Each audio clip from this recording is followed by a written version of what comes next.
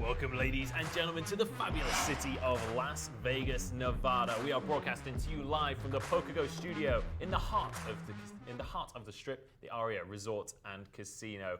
We are here for the Vainglory Premier League Summer Open. We have just 2 quarterfinals remaining in each of our regions. My name is Munchables. This is Tasty Bacon.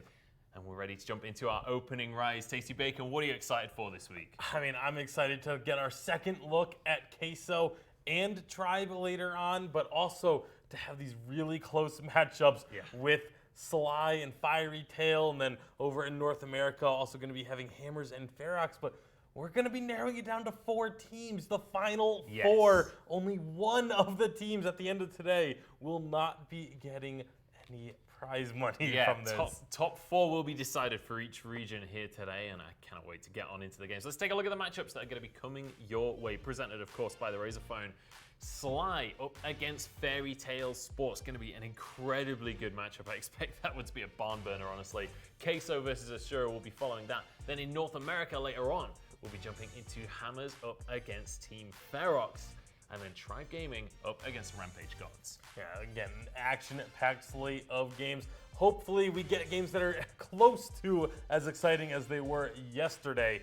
As we get on into our bracket, you can see the Group C bracket, we already had our winners over there. We're going to be moving on and looking at the other side today.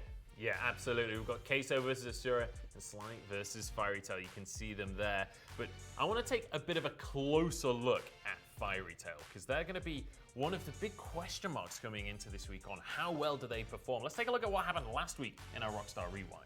Yeah, this was, as you mentioned, last week in their matchup against Shiny Sheeps. They showcased the fact that they have this great team fighting presence to be able to control a chaotic fight, be able to maneuver around and move with the fight and split up when need be in order to take down those kills. Absolutely. And when we were looking through the statistics this week, kind of trying to figure this team out, we could see they have a huge kill count comparatively to the average. They have a huge amount of turrets destroyed comparatively to the average. They're doing more damage than most teams. So this is definitely a volatile team. This is an explosive team. And when they're on point, they are going to be blasting this bracket. Yeah, absolutely. This is a team that is very much a hit or miss team. Thus far, it's been very hit for them, and it could potentially become even more volatile this week.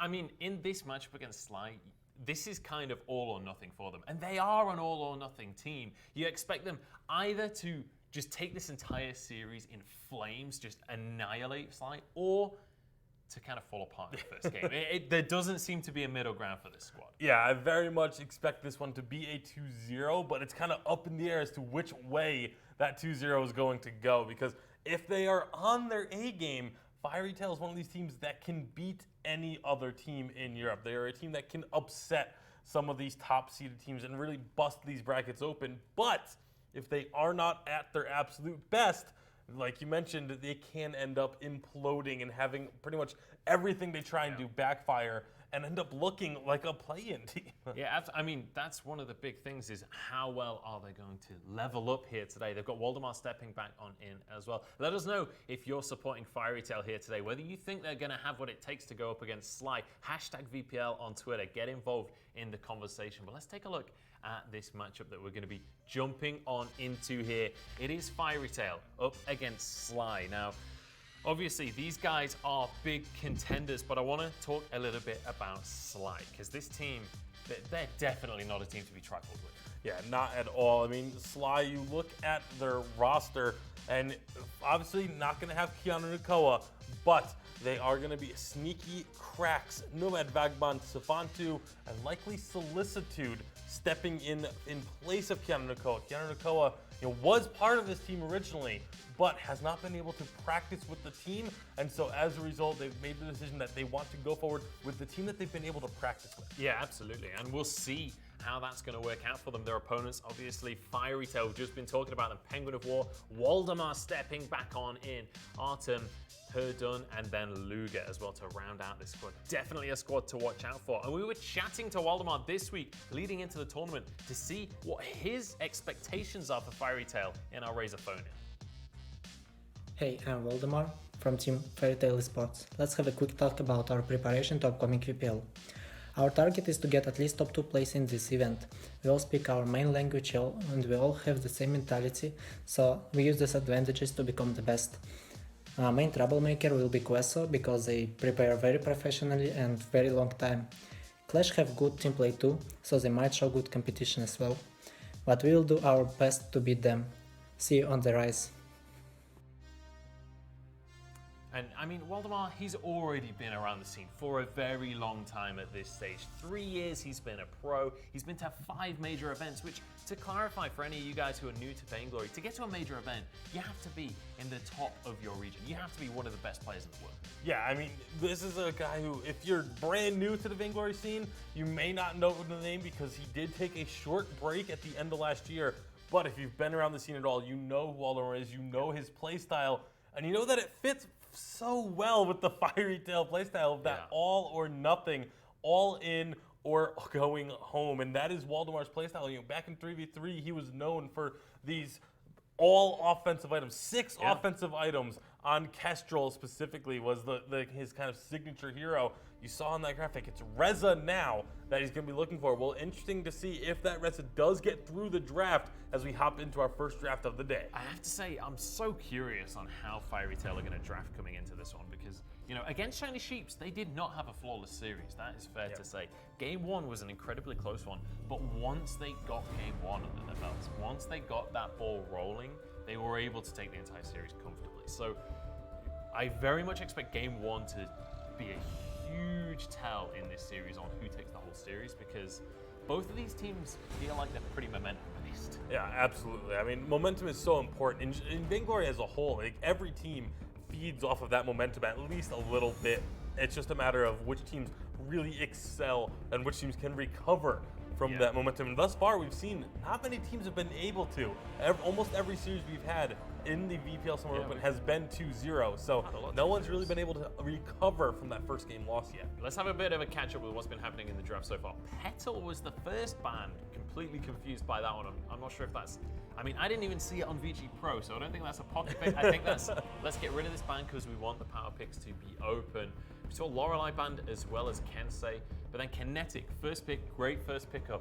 But we just saw in the graphic, Waldemar loves to play Reza right now, and they've got it as a first pick. Yeah, that makes sense. They grab it right away when it's available. If it's a comfort pick from one of your players, especially someone who is such an impact player, such as Waldemar, being able to first pick that his comfort hero is going to do wonders for their confidence. And then they follow it up with an Anka. This is wow. I mean, this is something we were talking about yesterday. It was You like want going all or for your nothing. captains early so that you can not telegraph what your composition is going to be. This is the opposite strategy. This is we are going all in. We are going to draft an all-in composition. Let's see what you can do about it. Which, I mean, that pretty much sets up exactly how Fiery want to play. It does, but how it gets responded to here by Sly is so important because Sly, you know, the Grumpjaw, I'm not crazy about the Grumpjaw pick here, not because I think it's bad. I do like Grumpjaw into Anka and Reza. The thing is though, when you have Anka and Reza, you know that they're going to want at least something that can protect them when they dive in.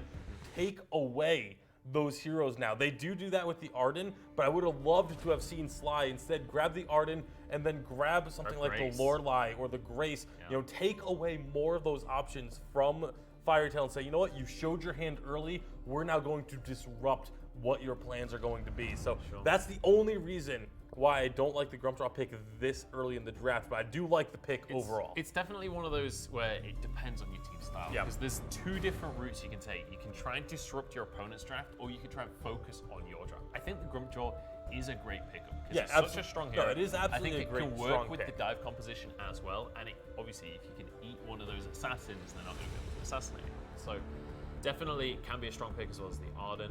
It would have been interesting to see something like a Grace locked in there. Obviously Lorelei's banned away, but the Kestrel actually going to be locked in for Sly as well as a Samuel. So a lot of damage on this roster right now, but squishy targets too, not the tankiest lineup up against a Reza and an Anka. Yeah, if Reza and Anka get onto that backline, onto Kestrel, onto Kinetic, they're going to get blown up. I mean, obviously the Samuel's very durable, the Arden is very durable and can offer that bit of protection. The Grumpjaw can be fairly tanky as well, but if those two get out of position whatsoever, they are going to get annihilated. So the positioning is going to be absolutely crucial down the stretch.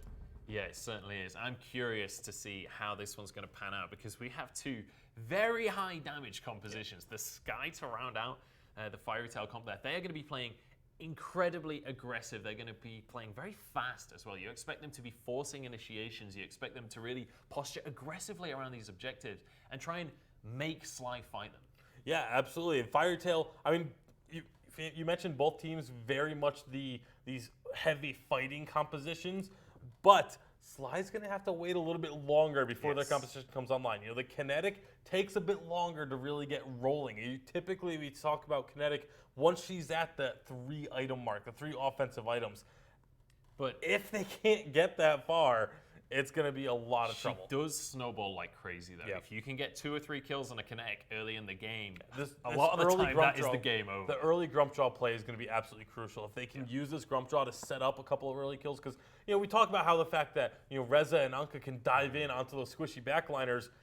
Reza and Anka aren't that durable themselves, so they can also be potential targets for Sly to go after. I definitely am just afraid for if this Reza Anka duo is coordinated, if they're going in, marking the same target, you barely survive Anka's burst, you barely survive Reza's burst. Both of them together, that's not something you're going to get away with. I mean, this is that all-in style, all or nothing. If they go in and find these kills early, they're going to get a massive lead, but if they don't, they're going to fall far behind. Here we go. It's time to jump into game number 1 here, our 3rd quarterfinal for Europe. It's Sly up against Fiery Tail. All or nothing here for these guys. Let's find out.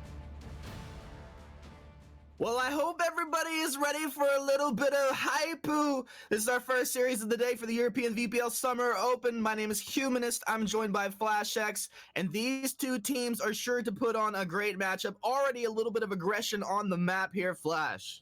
Humanist, how's it going? We're back, day 2 VPL quarterfinals. One of these two teams will be moving on. A little bit of a slow start out of Fiery Tail. They looked for that invade in the bottom side jungle. Unfortunately, Waldemar, not a face we have seen in quite a while. He was AFK at the start of that, but he has reconnected. He's on the Anka in that mid lane. Also, a hero that we have seen banned quite a bit during the drafting phase.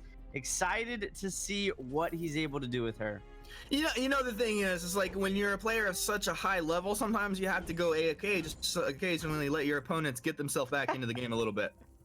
If only that was how it actually works. Solicitude on this Kestrel, double buffed up, gonna want to be securing his gold oak. Fiery Tail finding a great invade in the bottom side jungle, stealing away that healing treant. Cracks trying to put up a little bit of a damage, but with that healing buff on Luga, he's in some trouble. Yeah, not really the tankiest, but just enough to get him back under that turret. Not something that Luga wants to mess with just yet. It's Fontu moving up, Nomad Vagabond already slingshotting him forward. There's that Drifting Dark, perfect timing to have that come up, huh? A couple, but 3, 4, 5, at least 4 Malice of Verdicts connecting on that one. Pretty efficient little rotation. Great rotation by Safantu and Nomad Vagabond. They need to get back to mid lane. They shoved it underneath that turret. Sly finding a little bit of a reset, sending their carries back to base, picking up some big, just tier 1 items that they want to start scaling up, get their damage under control. Safantu now has 3 crystal bits. The damage on the Samuel is going to be ramping up. Sneaky on this Grump Child, though, going in on Penguin. Now, Sneaky's able to bully Penguin right now. What's the kind of point where that trades? Oh, Waldemar having a little bit of fun there, but I don't think anything comes of it. Yeah, Penguin really needs to get the Serpent's Mask underneath his belt, but they're trying to secure their weapon buff right now. Yeah, they did secure it. It's still on Penguin. He should be able to get out of this, unless he hangs around, catches a couple more of those Malice and Verdicts, maybe a Corrupted Genius proc, but he'll go ahead and hang back. Waldemar's like, yo, team, to the lane. There is farm here. Let's not feed anything else over. But that is first blood to Sly to start things off. They've got to be happy about that one. The extra gold in their pocket. They're already about a 1k gold lead. A lot of these early rotations definitely going in their favor, denying Fiery Tail Esports their crystal buff as they continue to steal away jungle. Luga on Reza. He needs to try and group up with his team and get involved in some of these early skirmishes. Reza has so much burst potential that if he can pick out one of these squishier carries without the help of one of the captains, he might be able to find some kills. But right now it's just a little bit of back and forth action. And you would say even before, like, he's trying to get that aftershock up and running, try to be active and impactful before your items even complete. Absolutely. He does a lot of damage, really starting at level 2 once he has his A-B combo. he can look for some opportunities as they present themselves. I think that when Sly is finding these aggressive invades into their jungle, if Fairy Tail Esports is able to group up, they have really tanky front lines in that Tony. He's going to get a huge heal from Adagio. In Fairy Tail Esports, they're super reliant on their burst damage. Reza and Anka, as soon as they pick out a target together, can absolutely delete them. That's something that Sly is going to have to be very careful of. Yeah, and I'm really curious to see how they put it together with like that weapons with the weapons guy, right? Because that's not typically huge burst damage, at least not up front. She tends to ramp up and then pick a key target, go in. So they do have a little bit of balance in how they approach that. Ideally, they pick a target at the start of the fight that they want to go in, collapse on, and if they can delete that target, that will allow Weapon Power Sky to just be a nuisance in that back line as she builds up those breaking points. Stacks Fairy Tail Esports in a little bit of trouble here, though. Oh my goodness, right here in the choke point, that Drifting Dark allows Swan to just splash that damage around. Gold Oak's like, yo, I'm here if you want to take me, like perfect timing. They'll take that, move back. Sly, a very successful invade, still up 2-0, 5.5 minutes in. Definitely the slow bleed they're putting on to Fairy Tail Esports. They're looking to get aggressive again. Safantu a little bit out of position though. Woo! Waldemar fully committed. Luga was like 25% committed, and that didn't work out too well for them. No, it didn't. They're going to trade some more damage here in the mid lane. Luga going to fall as well. Right now, it just looks like Sly is operating on a much higher level. Their rotations are much tighter as a team. They are finding these picks. They're at almost about a 4K gold lead 6 minutes in. That's going to be great. Ghost Wing on the map now. So the next few picks that they're able to find might open up. That is a huge opportunity for them as they continue scaling up throughout this early game here. Fairy Tail Esports moving 3 down into the bottom lane, trying to collapse onto Cracks, but he'll be able to just dash backwards, and suddenly actually 4 as Luga shows up. You got to wonder, when you're committing this many heroes onto this area of the map, what are you going to get out of it? Right now, I don't see too many opportunities presenting themselves. When Solicitude walks in, that's about the squishiest, easiest target for them to take down, and they're not going to find it. Ghostwing is being captured up. This is probably the reason that they rotated over. But they feel late to the party. Indeed, they are. Ghostwing captured. Sneaky's in. Sneaky's stuffed up. Who did he find himself? A little Tony? Oh, good night, Tony. He just got wrecked right there. That's really nice. The Grumpjaw, pull back, chop him down. Spit out into the active camo. That was a beautiful play. Tony, absolutely delete. We gotta talk about this Kestrel build though. Solicitude looks like he might be going for a hybrid build on this Kestrel. He has the spell sword, has a bunch of crystal power on top of it. That's not something we have seen in quite a while. Sly continuing to apply the pressure. This is not looking good for Fairy Tail Esports, and one shot almost connecting onto Penguin. Penguin able to just kind of squeeze out towards the east side on that one. Almost 2 kills, honestly. 7-0. Flash, we're not even 8 minutes into this one right now. Sly looking very strong in the early game. This is super clean coming out of Sly. They took that Ghost Wing. They are using that buff to their advantage. They continue to put pressure onto the jungle, stealing away these camps. If you're Fairy Tail Esports, the confidence has got to be a little shook up at this point. They haven't lost any of their turrets yet, but with this Ghost Wing buff, I think that they're going to start falling here very quickly. And the thing also, it will hold that Waldemar jumps in, little burst onto Cracks, but they're able to reposition. Sneaky in with big splash damage onto 3 heroes. Perdune is down. He's also stuffed up. Sneaky's gonna go ahead and pull Adagio back just to get sniped out. I think the one-shot hit from 0 range at all, not even needed, but it feels good, man. They'll also take down Penguin of War. And 3 easy kills. You say, Waldemar trying to make the hero play here, and that won't be happening.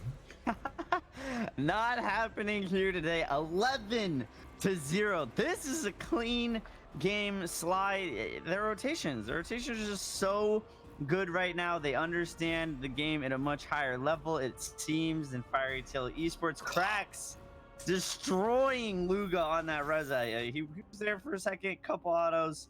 Good night. Well, like Reza only lives there, I think, if he's near a wall and can kind of escape. But he's got an aftershock. Krax was able to engage on him. He gets the damage down first, gets a breaking point stacking up before Luga even replies with anything. Yeah, that's not gonna ever go good for him. Waldemar getting aggressive on Nomad, Vagabond, and Solicitude. He will be able to escape the danger, though.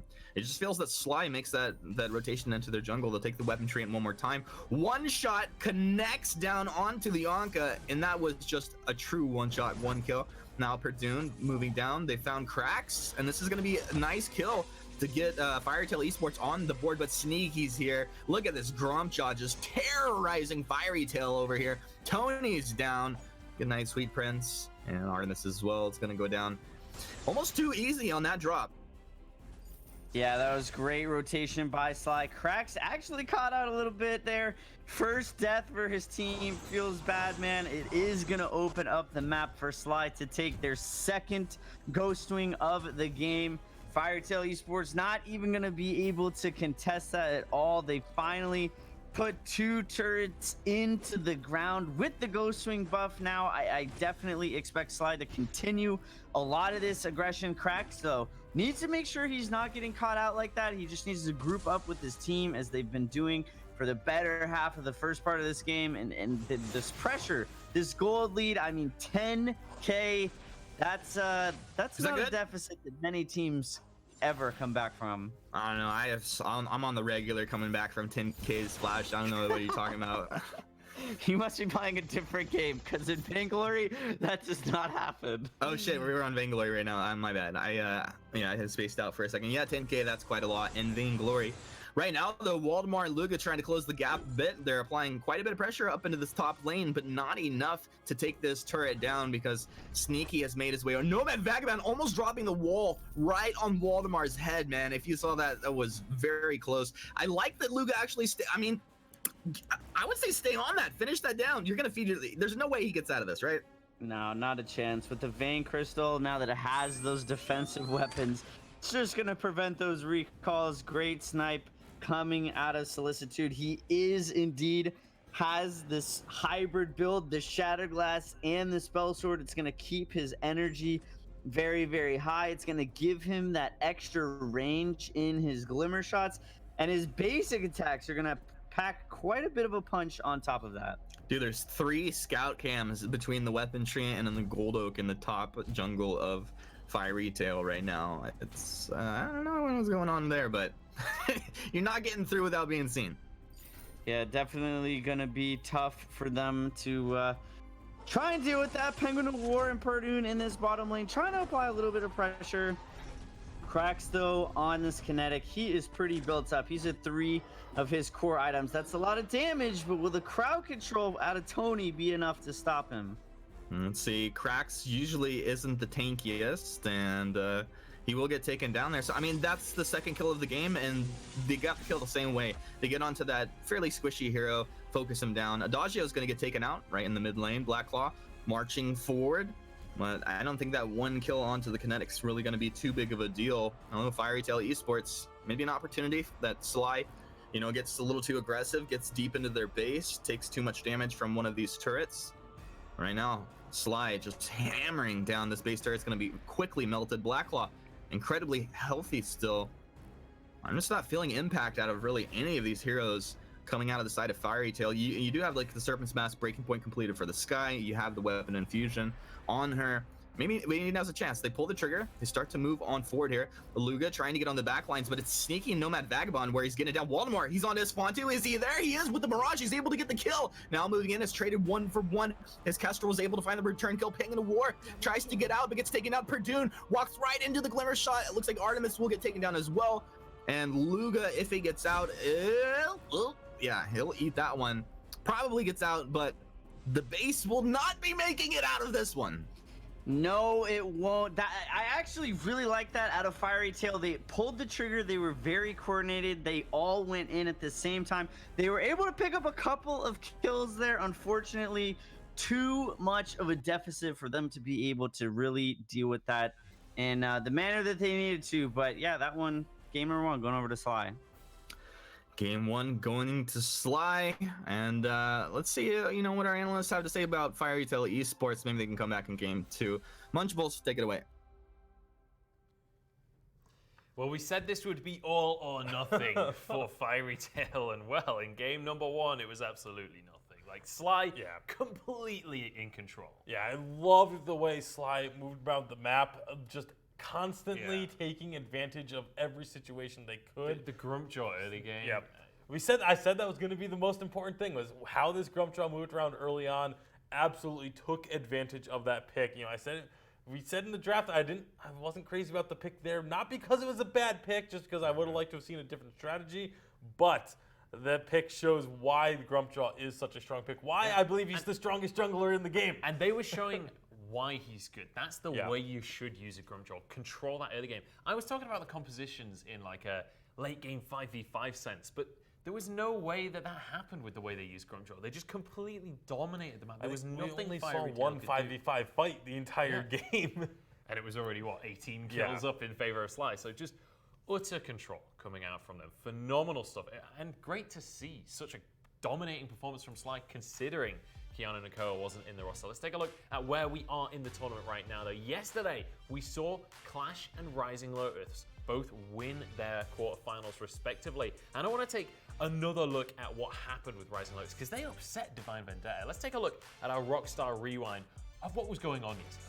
Yeah, this game was incredible. If you didn't get to watch it, make sure you go back. Rising Lotus coming from behind, not in the series, but in the individual game. They were down in gold, but managed to find an incredible team fight, really using their heroes to their maximum potential and just basically just surviving long enough to get to the point where they could win a full-on fight. Incredible matchup and an incredible series. Honestly, the team fighting from them, the coordination, the ability to just kite away in a fight for so long, consistently every fight as well. Fantastic stuff to see.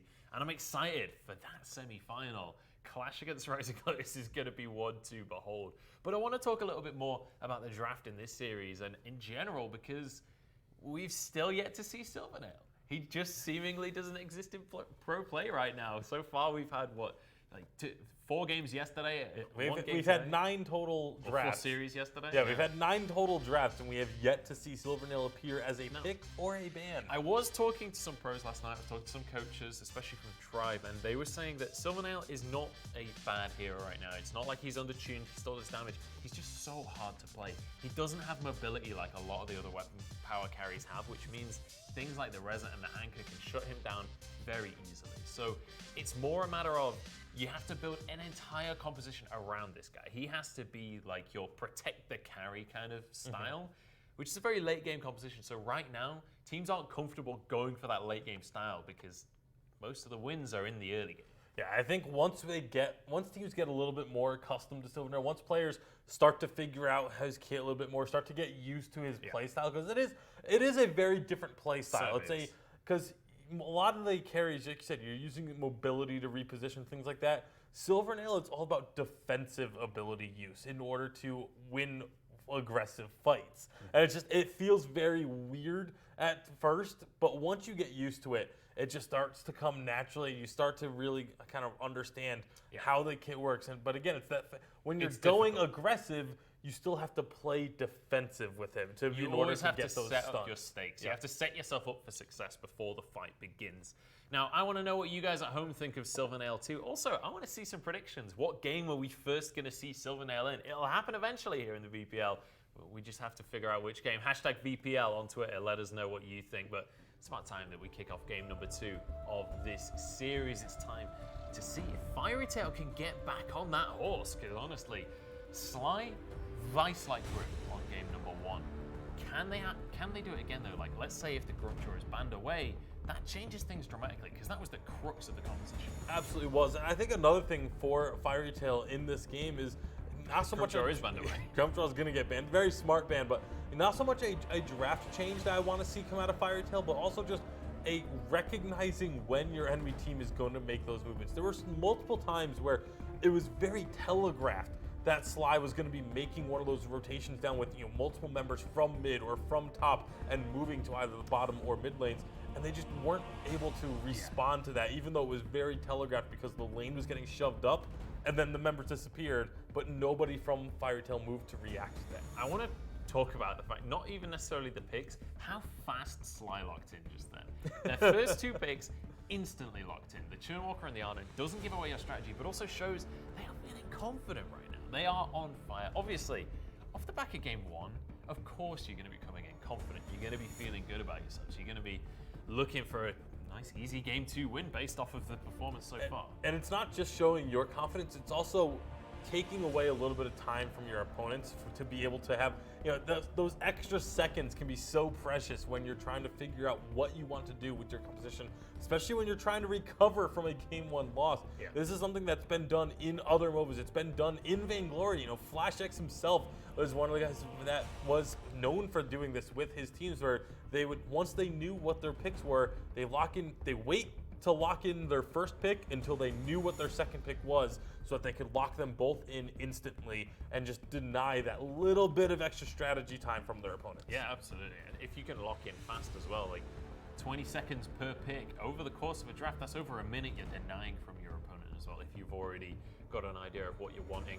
Different styles so far coming out from Fiery Tail though. The Samuel locked in, obviously very strong hero right now, but not quite as all in as game 1 with the Reza and the Anchor. Maybe a little overzealous there. I'm also curious to see if this Reza is going to end up in Waldemar's hands, because we talked about the fact that Reza is his favorite hero, but he was playing the Anka in game 1. Do they now switch it up? Do they put the Reza in Waldemar's hands?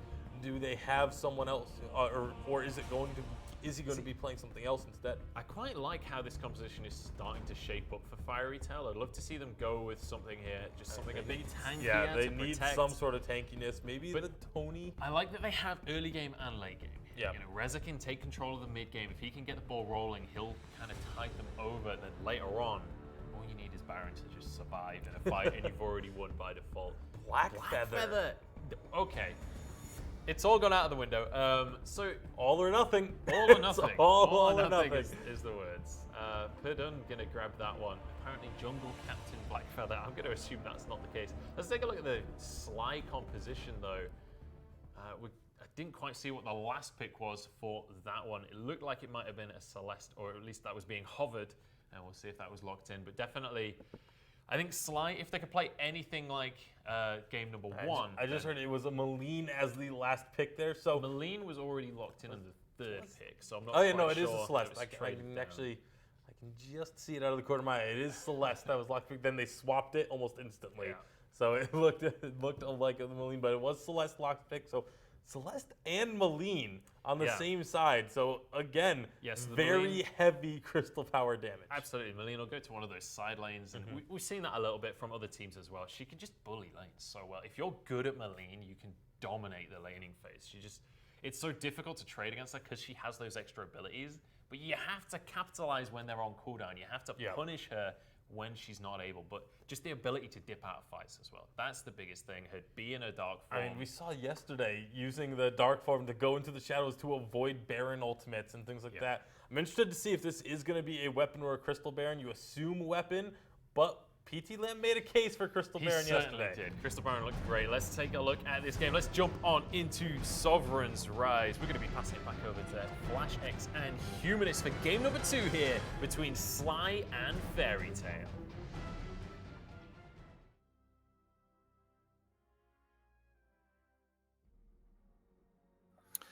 Game 2 between Fiery Tail Esports and Sly is live. I'm Humanist, and once again, we have Flash X by my side. Waldemar will be on Samuel this game. Do you think we can have a different story? A much different hero than the Anka he played last game. He wasn't able to have the impact his team needed him to have. Again, though, he's on one of these very strong early game heroes. He needs to be able to find the right openings in order to capitalize. Samuel can be an absolute monster if he gets the lead. Sly, though, securing that Crystal Treant and Nomad Vagabond on the Churnwalker. One of the strongest, if not the single strongest captain in the meta right now. That's going to be very hard for Fiery Tail Sports to try and deal with. Oh, I thought you were going to say one of the strongest crystal buff holders in the game. No, not quite. I think Celeste would have preferred to have had that, but it's better for Sly to secure that rather than to just give it over to the Blackfeather, who was trying to contest there. And I definitely think they're going to be happy about that one. Waldemar drifting back into the mid lane here. And Svantu will eat a little bit of damage, but no big deal. Turret or the lane pressure is forward. Waldemar has to stay under turret to farm that out. Penguin War is going to be on this Baron, so I like that there's a nice mix of damage on this team. And between the Baron and the Blackfeather, if you don't control one of those heroes, they typically can get a lot done. Absolutely. The Blackfeather going to be looking to get onto these back lines like Celeste, like the Maline. I think his target should be Celeste. Maline has many tools to try and get it out of an engagement. Penguin of War, though, we saw Europe playing the crystal-powered Baron yesterday. Looks like he's going to be going weapon. I like that a lot more. Granted, PT Lamb played it absolutely phenomenally. Going to be a little bit of a skirmish in this mid lane. If Churnwalker can get chained up, though, the damage on Celeste and Maline can be absolutely immense, and something that Fairy Tail Sports is going to have to be very careful of. Cork collapse landing there onto Waldemar. Just nice prediction by Solicitude. And you kind of have that setup between the Maline and the Celeste, right? Like you can go root into Cork collapse, or you can land a Cork collapse like that into root, super easy. I think the prior is the easier one to execute, but that is a lot of lockdown and burst that will be coupled up with it. Absolutely. Nomad, once he starts to get a little bit more defense on this Churnwalker, he'll be able to eat some of that damage a little bit more, allow his team to get a little bit more damage sharing done with those chains. Churnwalker can be very, very frustrating to play against, because as soon as you think you start weakening him down, he starts healing so much when his team is behind him, just shelling out so much damage. But this early game, much slower than what we've seen out of Europe in the past, but Nomad might be in a little bit of trouble. He's not in trouble anymore. He's dead. That's the first blood. Fairy Tail Esports striking first blood here in game 2. A little bit different story, as you said, from game 1. Yeah, definitely a kind of a risky engagement. They didn't see anyone from Fairy Tail on the map, so to make that invade there was definitely shows a lot of confidence. Fontu putting a little bit of damage, slowing the recall coming out of Luga. But Sly, they're just going to need to find a little bit of a reset, about 2 minutes away from that Ghost Wing coming up. Perdun going in hot, though. Yeah, Perdun and Penguin of War kind of showing up around the same time, and I'm sure Solicitude was like, dude, what the nuts? Just get out of my lane. Yeah, Fairy Tail Sports showing that their confidence has not been shaken despite that game 1. They're not scared to put pressure when the opportunity presents itself. I like that a lot out of them. The tier 3 items starting to come together at this point. Baron probably going for that Sorrow Blade. Once he has that completed, that is going to pack quite the punch. And if one of these backline carries like Solicitude on the Celeste gets caught out of position, that might hurt quite a bit. So, like you say, one of these backline carries like Solicitude, but I'm looking at this and I'm like, is there any other backline carry that you want to blow up besides that Celeste? Like, typically, I don't know, Vox, a little bit more elusive, can survive through. It's scary if you allow him to put damage on you and he turns it. And then the Maline as well. Yeah, his primary target is definitely going to be the Celeste, but a little bit of a skirmish in the mid lane. Quite the skirmish. All of a sudden now Luga showing up from the top lane as well. Waldemar's got to get back. Oh, look at the region coming through. Has he baited them in here?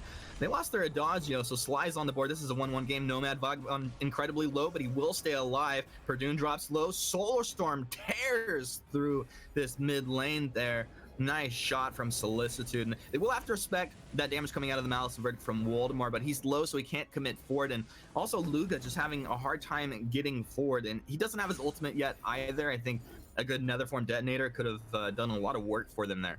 Yeah, not just his Netherform Detonator, but picking up his Aftershock as well. He'll have it here very shortly. Safantu going on to Luga, though. Oh, the heal! Is Luga gonna stay alive through this? Oh, thank your buddy, my man. Waldemar will take the second kill of the game for Fairy Tail.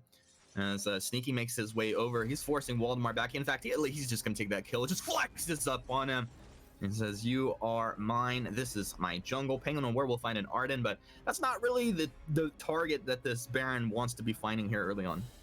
He didn't find the Arden, but as Celeste was trying to run away from the fight, the ion cannon actually came down and picked her off in the back. It was completely off out of the center of the action. I mean, it really was a phenomenal, very well placed ion cannon. Penguin War picking up a kill for himself.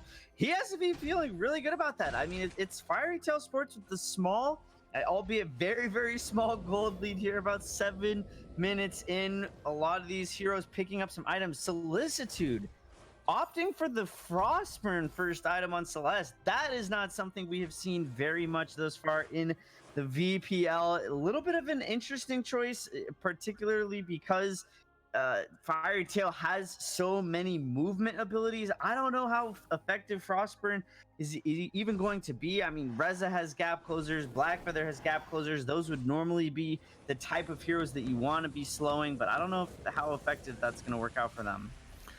First damage from Fiery Tail comes out onto Krax. Krax is pretty low, and with this, Sly backs off of Ghostwing Ion Cannon, dropping in a pretty nice point, but it's not really going to connect like they like to. Perdune and Penguin of War, nice chunk damage, dropping Sly down low, but they turn it around. Penguin of War first to fall here. They've lost their Baron.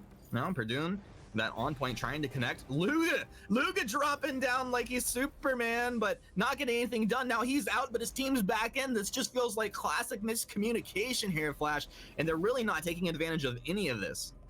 A lot of Sly going very low, but Fiery Tail not able to find any kills. Perdune in and out, dodging, dipping, ducking, and diving. Sneaky actually got that crystal train and drops the gauntlet. That's going to be another stun. Luga's down. Perdune's going to be falling. Celeste stays alive, ticking down low, and Waldemar kiting back. Oh, hey, Penguin of War, nice time to show up, buddy. Hey! The trespass will stun him up just long enough for Waldemar to drop. Penguin of War turns around, takes that shot. He will take down the Churn Walker. So Penguin War getting a little bit out of that, but his team losing a little bit more. This is a tight game. Signs of life out of both teams. I mean, this is really anyone's game at this point. Looking down the road, both of these teams really do scale incredibly well. Cracks going in on Penguin of War, though. Dude, that felt super dangerous to get that close of range into the Fox, but Nether Form Detonator, Solicitude with a little Troublemaker will go down. Luga coming online here 9 minutes in. Luga definitely having a much better showing than he did in game one. Reza, one of those heroes that is very, very hard to play from behind. You want to at least stay even, which he has definitely done here in this game. He's got the level advantage on the Maline. And if he can find these carries that step up just a little bit too far, that burst damage is hard for anyone to deal with. Ion Cannon called down. Not sure where that landed on the map, if you saw that, but it doesn't seem to be a big deal. Perdune trying to contest or get in on this Gold Oak. Solar Storm will fly through, doesn't connect. Sly able to take their Gold Oak, but at least the weapon train was taken away by Fiery Tail Esports, and this is kind of the first real map aggression we've seen out of them.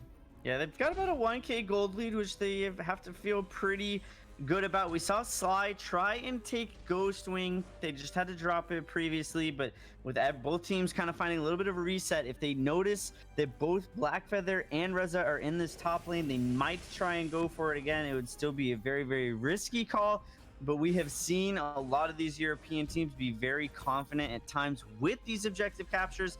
Wouldn't be surprised to see it again. Sneaky on this Arden, putting the hurt into Penguin of War, though. Dude, he is really just lighting fools up. Penguin of War can't stack up against the Arden. He's going to hang around. Let's see. This, I thought Esfonte was going to potentially go for the catch there, and he's going to hold off on that. They want to spend their resources a little more wisely. They'll start up Ghostwing. But you do have Luga and Waldemar on the top side of the map. I don't think they make it down here before this Ghostwing drops. This is going to be sketchy. Yeah, it's going to be sketchy. I think that that's actually a good trade by Sly if they're able to secure it, but they need to start putting some more pressure on the Ghostwing, because right now they might not even be able to trade it out as they start to drop it and rotate backwards. Once again, so much respect coming out of Sly, and now Luke and Waldemar are here, but they turn it around. They take down the Adagio first, but will they be able to take down the Churn Walkers? Fiery Tail chase forward. No, he's too tanky. Krax is coming around from the backside. Krax is onto Waldemar. They've lost their Reza. Looks like they've lost their Baron. Samuel will be dropping. The double kill comes through on the end for Sneaky. That's the ace, putting Slay up 15-7. Is Fiery Tail stumble and fall. That is a huge team fight for Sly. Fiery Tail looked so good. They had the numbers advantage. Vox was still up in the top side of the map, but it was a great rotation by Cracks to come in and help clean up the rest of the team fight. The gold, though, still dead even. Ghostwing going to give them a little bit of a bump. They need to try and use this buff to start bringing down some of these turrets if they want to swing the game in their favor, because even though they do have that kill lead, the gold is really what is super, super important as these carries start to complete some more items. Baron almost has his breaking point online. That's going to be a huge pickup for him. Fairy Tail Sports just needs to find a little bit of a reset, get a little bit more coordinated. It's super hard to chase a Churn Walker and Celeste into a choke point. Slide did a great job in that last team fight, punishing them for it. I feel like Penguin of War has a good eye for when he should be jumping into engagements and putting damage down, but it feels a little lackluster in his positioning, sometimes allowing himself to get engaged on by like the Vox or other heroes, maybe the Arden, and he could stay at a little bit deeper range. I hope we see that going forward here, especially when he gets the breaking point up. And these guys just walk right into 4 from Sly. Herdoon is just throwing himself to the wolves. Penguin of War is going to look to make a juke out here, but there's nowhere to go. And that's a double kill for Solicitude. Pretty much worst case scenario. Yeah, that's definitely not what you want. Fairy Tail Sports did find a turret during that push. They have to feel good about it. But yeah, the Cracks, great outplay in a 1 versus 2, allowing his team enough time to kind of rotate in. Black Claw on the map, though. They haven't done too much with their Ghostwing buff. It is going to wear off, but if they are able to secure this Black Claw, this will surely be the opportunity for Sly to start bringing down some of these turrets. It definitely will be. And you know, the thing is, though, Fairy Tail, they haven't been too shy to contest. Now Cracks building up breaking point stacks. This is the first real breaking point fight I think we've had for the Vox, maybe the last one. Cracks has 10 breaking point stacks at this point. Celeste able to take a kill. Maline grabs another one. That's 2 down, plus Black Claw is going to be marching down the lane. And it looks like Fairy Tail Esports just kind of crumbling right here around the 14-minute mark. Crumbling indeed. They held their composure together for so long. I think that ace is really the collapsing point for them. Sly stepping it up a notch as they hit a lot of these major power spikes. Spellfire now online for Celeste. The mortal wounds is going to be huge in negating the heals out of Adagio, the barriers out of Blackfeather, the sustain from Samuel. They're looking to siege the base now. I would say they're sieging the base fully right now. Sly, I like their positioning. You see Luga from the top, and they kind of hang out just below the middle part of this mid lane here. Now, a nice ion cannon. Are they going to fall? I would say go. That's the go call right there. Churnwalker is going to drop. Now, how about somebody just jump into the back lines and blow somebody up right here? Penguin of War is going to go ahead and get in. Nice splash damage onto a couple. Penguin of War takes 1. They're moving in Luga. He's looking for Solicitude or Sneaky. They've done it. They've taken down 4. Flash! They're going to take down 5. It's the ace. Fiery Tail are back in the game. They will not lose an armory. They go for the Ghostwing. They're going to split this. They're going to take a turret. They're going to take Ghostwing. What just happened? That's huge for Fairy Tail Sports. That's exactly what they needed. They have these moments where they all seem to be operating on the same page, and if they can continue that through the rest of the game, that's exactly what they need. They have the Ghostwing surely in their pockets. All the tier 1 turrets on the side of Sly have now been destroyed. If Fairy Tail, if they can stay together in these team fights and be super coordinated in these engagements like they just were, that's exactly what they need to rinse and repeat in order to find success for the rest of this game. Breaking point complete for the Blackfeather now. This does change things for his playstyle.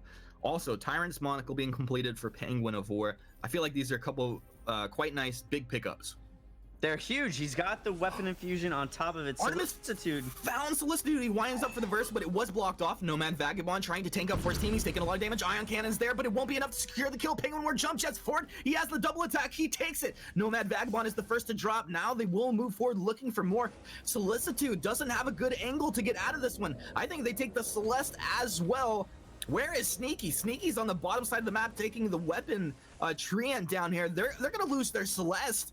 And I just got to wonder, like, what was this turn of engagements here? Sly moves in, finds Perdune. They do have the advantage if they wanted to go, but looks like they didn't make the call immediately, and that hesitation will cost them a kill. Sly's crumbling at the seams. The game, as it seemed like it was in their favors, flipping around. It's Fiery Tail with the gold lead. Now, I don't know what Sneaky was doing. I don't really know what his team was doing. When you're playing that utility style top laner in this Arden, you have to be with your team. That's the whole reason you play and build a hero like that. They need the pulse weave, they need the extra crucible, they need the gauntlet to really allow them to be able to kite out this fight that's so critical to them being able to find successful in these team engagements. Ghost Wing buff is now worn off though. Things are going to calm down just a little bit. But Fiery Tail Sports, they've definitely feeling the momentum and they're putting the pressure onto this Crystal Champ, but Solicitude going to be able to secure it.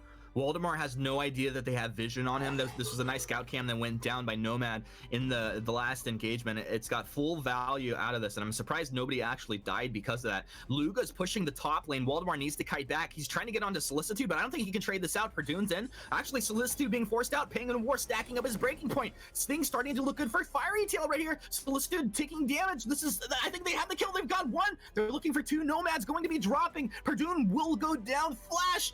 I think they're doing it. Sneaky will be able to teleport out. Sfontu able to get out as well, but Luga shoves down that top lane. That's only the base turrets remaining here. Luga had a huge play in the top lane, finding the 1v1 onto Crack. Again, Sly needs to group up and they need to kite together. That's exactly how their comp works. Fiery Tail Sports is essentially forced to dive. Granted, they have the tools to do it with the Reza, with the Black Feather, with the jump from Baron coming in. Fiery Tail gonna try and secure up this Black Claw. I don't know if Sfontu is gonna be able to find the steal, the Solar Storm, not connecting. Celeste got it? What? Celeste got it, dude! Okay. He got it! Okay, all right. Well, Slide, that is a gift from the gods. Solar Storm went all the way through it. I don't know if it was Was it though? Because this is how Fiery Tail won the last fight. It's like, you get a Black Claw, we take your base. They'll take down the Vox to start things off. Nomad Vagabond looking squishy at this point. Penguin War feeling thick. He'll go ahead and drop back down the lane. They want to take this Black Claw. Don't want this Armory to go for free. Armory's definitely going to drop here on this one, and it means that the Ghost Wing will be taken up by Sly. So a little bit awkward, but not the worst case scenario for Firetail. That was quite the interesting turn of events. We'll have to go back to the replay cam, figure out exactly how that one went down. But I think, yeah, huge gift to Sly to be able to find that last hit. I assume what was a phenomenal Solar Storm by Solicitude in order to steal that away. Feels bad if you're Fiery Tail Sports now, but their rotation super clean, sneaky. That's not where you want to be, my friend. This is this feels like the real test. If you can take this Arden down, you can take anybody on this team down right now, and they won't all be able to collapse down enough to round Sneaky up. But I think everybody on Sly should be respecting the damage coming out of Fiery Tail Esports at this point. Fiery Tail also not strong enough to be getting overconfident. They still need to take good fights here. As Sly groups up, Churnwalker moving down from the middle lane to join up with his team in the river. What is the proper engage right now? Does it involve the Gauntlet, or is the Gauntlet like a secondary engagement? Sly should probably try and force the engagement with this Ghost Wing buff. They know that Fiery Tail Sports is a little bit split right now. They're going to find a little bit of pressure into their topside jungle, but again, if you're Sly, your goal needs to just be to kite back. Your carries are going to get dove upon, again, by this Reza, by this Black Feather. She's got the Halcyon Chargers, so it has that really nice 3-second sprint duration. Reza, Luga able to find the recall. Vox knew he was there. If they're communicating that to their team, that might have been the go signal to go onto the rest of the team. But at this point, Vox is not with the rest of his team. The root is there, but there's not follow-up. Waldemar has low energy. This is not the best fight for the Samuel. Solicitude's there, throws a Solar Storm and doesn't fully connect. In fact, this is Solicitude that gets blown up to start this off. The Gauntlet has already been used, and this is a 1-for-1. No, it's a 2-for-1. It's a 3-for-1 trade. They're falling like flies here. Cracks will be the next to go down. Will Waldemar survive through this? Waldemar, the God Legend. Oh my goodness. It's going to be another ace for Fiery Tail. Esports.com. Wow, these guys. Fiery Tail stepping it up here in game 2. They are starting to swing this gold lead heavily in their favor. Sly, though, they still have quite a few turrets online, so I think we're still at least one team fight, probably 2 team fights away from this game. Really, finding a victor coming out. There's still a lot of time left. I still just don't like Sly's engagement. They need to kite back with the Celeste. Celeste is being caught out of position. She's being forced to just throw her Solar Storm right at the start of the team fight, only connecting on the one of these people. But if they can get into a channel, kite back together, allow the Heliogenesis to stack up and splash onto multiple targets with Churnwalker dealing a lot of damage, that's what they need. But Solicitude, again, he's just stepping so far forward. Yeah, it's going to be boots on cooldown as well. And just for the record, I think, Flash, you're talking more about the play style. You're not blaming this Frostburn, right? You wouldn't do that to me. No, yeah, I mean, Frostburn, is that really the right decision? No, probably not. But I think a lot of the reason why they're struggling so much is because they just are not... They're not paying enough attention to their positioning as they should be. And Ghostwing going to be secured by Fiery Tail Sports unless Celeste can have another beautiful Solar Storm, but it's on cooldown, so it's not going to happen. Fiery Tail, I don't know if you're sensing that. I feel like they're moving with swagger across the map now. As Fies, they drop down. This is such a tight rotation, and this is like reminiscent of the last one that happened. Remember we said if they take Arden, they can take anybody. They just melt him. Now, the question is, do they survive through this? The wait for it was thrown out. Slumbering Husk procced off on Cracks. It feels like a dangerous situation for Sly to hang around here. Fiery Tail kind of just feeling things out. And this is the trespass onto the Samuel. They'll blow him up. They've got the damage. Hello, goodbye, Samuel. Penguin of War looking to apply some damage here. You gotta be careful. The Solar Storm tears on through. Plus Moline with the burst damage. They tear them down. Fiery Throw Esports. Another form detonator here. Luga, he'll be able to take Solicitude. Artemis trying to keep his team alive. Perdune stacking up that breaking point. It's time to go to work, boys. Get in there, but Cracks. He's the Vox. He's doing it. Perdune and Vox. Perdune on this Black Feather. And Cracks on that Vox. Very similar playstyles through this fight. Stack up that breaking point and just go ham. Perdune, I don't think, unless he does some miracle play, that he gets out of this one. Sfontu will be able to take him down. That's going to be the reverse ace for Sly. And correct me if I'm wrong, that was a 5 versus 4. That was a 5 versus 4. Shake my head, Fiery Tail Sports. You were given a gift. I had no clue what Sneaky was doing at the start of that engagement. Why these teams and why these players are not sticking with their teams at 24 minutes into the game is beyond me. They should have been able to close it out if they just kept their heads. Samuel, though, Waldemar, I don't know why he was so far forward. Reverse throwing it back to Sly, giving them another gift. Things finding another little bit of a reset here is a lot of these heroes are starting to hit full builds. Baron has the double monocle.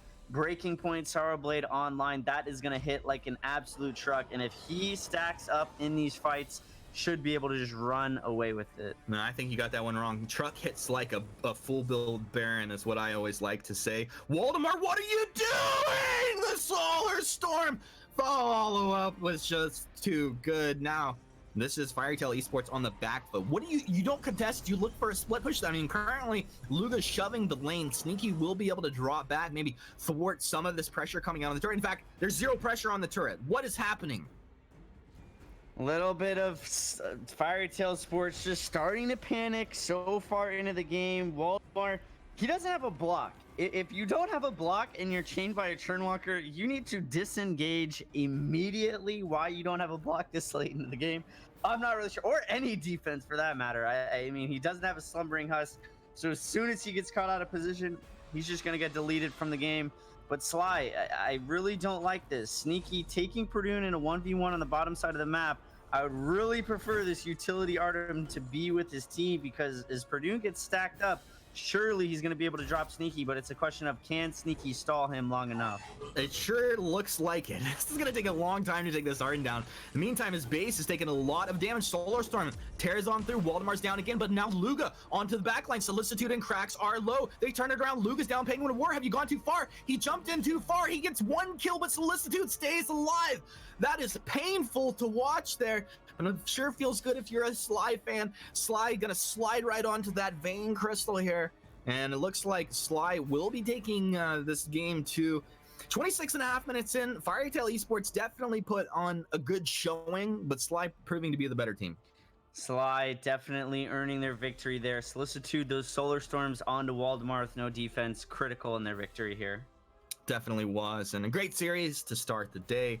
A couple of great men over at the analyst desk, Tasty Bacon and Munchables. Great calls, as always, from FlashX and Humanist there. We'll talk to them again later in the next series, but what a performance coming out from Sly. That was as dicey as a game can get, though, for Sly. I mean, FlashX said it best. Throws and counter throws right back. I mean, that game was almost handed to Fiery Esports at one point because of Sly just getting over-aggressive and staying too long on a push. But then Fairy Tail just not able to position properly in the last couple of fights, getting caught out and losing a member right at the start. Honestly, Sly Game 1 and Sly Game 2 look very different indeed, but let's take a look at where we are in the tournament off the back of that one. Here in the bracket, you can see that Sly are going to be moving forward against Fiery Tail, which means we have one last quarterfinal to decide. That's going to be Keso up against Asura. That'll be coming up next for you guys. But let's just talk about what actually happened there, because it felt like it was just going to be game 1 all over again. Sly were ahead to start things off. What went wrong for them? It came down to that first Black Claw push that they made. They go in, they looked to take a little bit more than they needed to. We've talked about this before, actually, with some teams where they push in with Black Claw, they get to the armory, and then they back off. And we like that because it's not going over aggressive. This is what happens when you do make those over aggressive calls. Your opponents are respawning in their base full health. You're still sitting at about half health, and you go for these fights, you just start getting picked off. And it just gives so much of a gold swing back to your opponents. That's exactly what we saw. But then we saw over the next few fights, Sly, it just completely knocked them. They weren't coordinated. They were splitting up in the fights. They weren't working together. It was like a completely different team to what we saw in game number 1. Luckily for them, later on in the game, Fiery Tail seemed to lose track of what their win condition was. So it does go the way of Sly in the end. Fantastic job by them, 2-0, and they are going to move forward to the semi-finals. Before we jump into our next series of the day, let's have a quick word from Razor.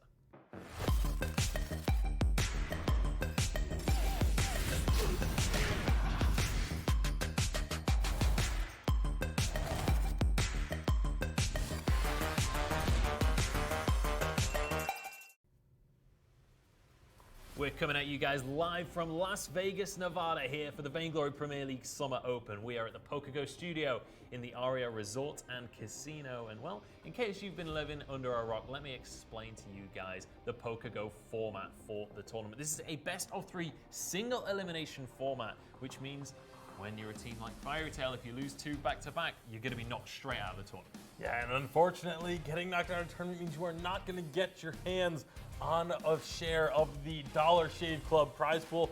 3 teams will be walking away with some cash in hand, $5,000 up for grabs in each region. Yeah, absolutely. The top 4 will be remaining at the end of this week. Only one of them will go home empty-handed. The team in first will walk away with $3,000.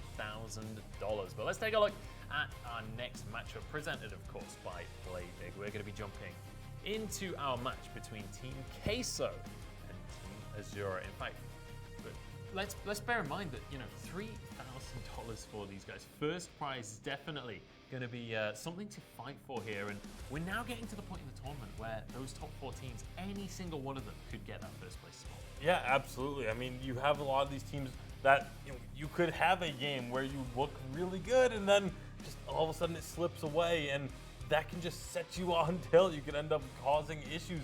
And that's how upsets happen. So We nearly just saw that in Very the series nearly between Slime did. and Fiery Tail. yeah, so you have to be on the top of your game at all times. Yeah, absolutely. Let's take a look at that head-to-head presented by Playvic between Keso and Team Asura. Now, I was talking to Tyrus from Keso this week leading into the games to find out how confident Keso are for the rest of the tournament in our Razor phone-in. What's up, Vainglory fam? My name is Tyrus and I'm the jungler for Team Keso. I think the reason why we are one of the best teams right now is the fact that we are playing together since the very beginning of this year and already went through quite some ups and downs. I also believe that team synergy starts with being respectful. On top of that, we are very good friends with each other, so that helps a lot. You can hear he is obviously confident moving forward. You expect him to be, and we can take a look. Techno JJ is back onto the roster. It's going to be Techno JJ, Hundor, Palmatoro, Tyrus, and then PRZ. We could well see Hegman jumping on in as well. That's the 6th player on the team. They're able to swap around in this squad. So, I mean, there's a lot of flexibility there. We saw in their first game, it was both Techno JJ and PRZ not there, and it was Hegman and Bayou stepping in, their coach. So this time, Bayou, I don't think is going to be seen on the rise, but no, they are still a very strong team. They are going to be terrifying to watch. And we were speaking to Asura this week as well, specifically Hunter X, on how confident they are going up against Keso in our Razor phone-in. Hello guys, I'm Hunter X, captain and top laner for Team Asura. Today we will play against Team Keso. I think if we can work together and fully concentrate to our games, we can easily win this matchup. We have some really good players in our side, especially Tricky, who can easily decide the game with his insane plays. There we have it. Definitely confident in, specifically in the roster. And let's take a look at that. We've got Masquerade, Tricky, Hunter X, Jesus, and then Bruto. Now these guys, especially Tricky, are going to be terrifying. Tricky, let's bear in mind, this is a guy that he's never seems to be consistently on a roster for that long, but when he is on a roster, he blows that roster up. Yeah, I mean, he's a player that had started off as a substitute, very quickly became a starter, has been relegated back to substitute roles, has been starters again, so he's very on again, off again type of player, but like you mentioned, when he is on, he is incredibly mechanically sound and incredibly talented at going in, finding 1v1 opportunities, even 1v2 opportunities at times, but coming out on top. And that's what we're expecting to see here. Like last week, Team Asura, Tricky was absolutely one of the standouts, but they're against a tougher opponent this time around. It's Much Asura tougher. versus Keso. Like, yes, Tricky is an incredibly strong carry, but so is Hundor, so is Techno JJ, who's back on the lineup. I mean, let's talk a second for Techno JJ, because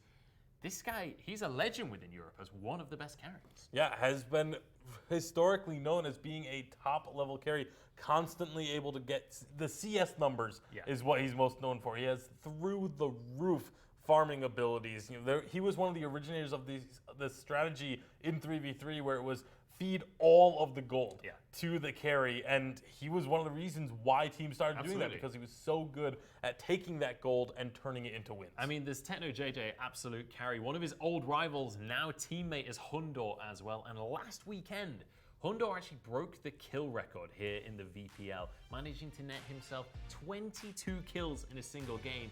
And not just that, it was on Anchor as well. He did it with style. That was the first positive Anchor performance we'd seen.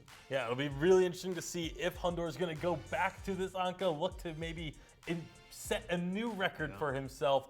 But at the same time, like 22 kills for one player. We see games that don't have 22 kills between the two teams, let alone for one player. So obviously someone that we have to watch out for. You have to keep your eyes on all game long to see what he's going to do. When you look at the Keso roster in general, it's terrifying. It's absolutely one of the most stacked rosters in Europe. The only one in terms of like their names on the roster that can contest is Clash right now. Everyone else needs to prove that they are going to be one of the new top teams here in Europe. And when you look at Asura, that is the team that's looking to prove themselves. We were talking about it yesterday in Hit or Miss. We were saying this is probably the best new team in the entire tournament.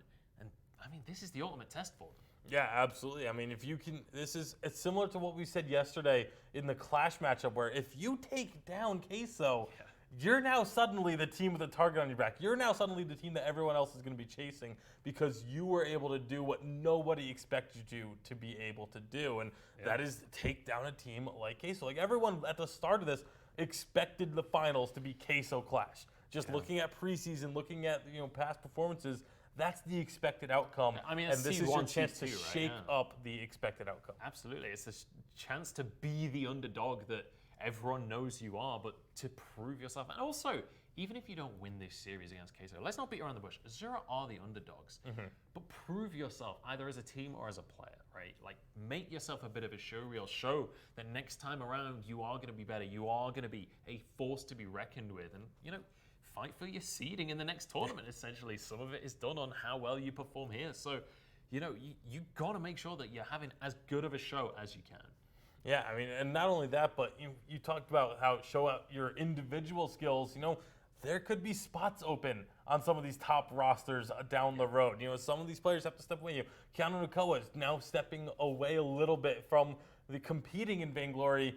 That's a spot open on a top team that is, now maybe you could end up taking if you put on a good showing and show that you are deserving of being a top-level performer in Vainglory. Absolutely. Now, I want to talk a little bit about Keso as well, because we've seen them play now. They had their debut in Week 3. I want to take a look at our Rockstar rewind of what actually happened in Week 3, because these guys look terrible. Yeah, and again, this is with both Hegman and Bayou stepping onto the rise.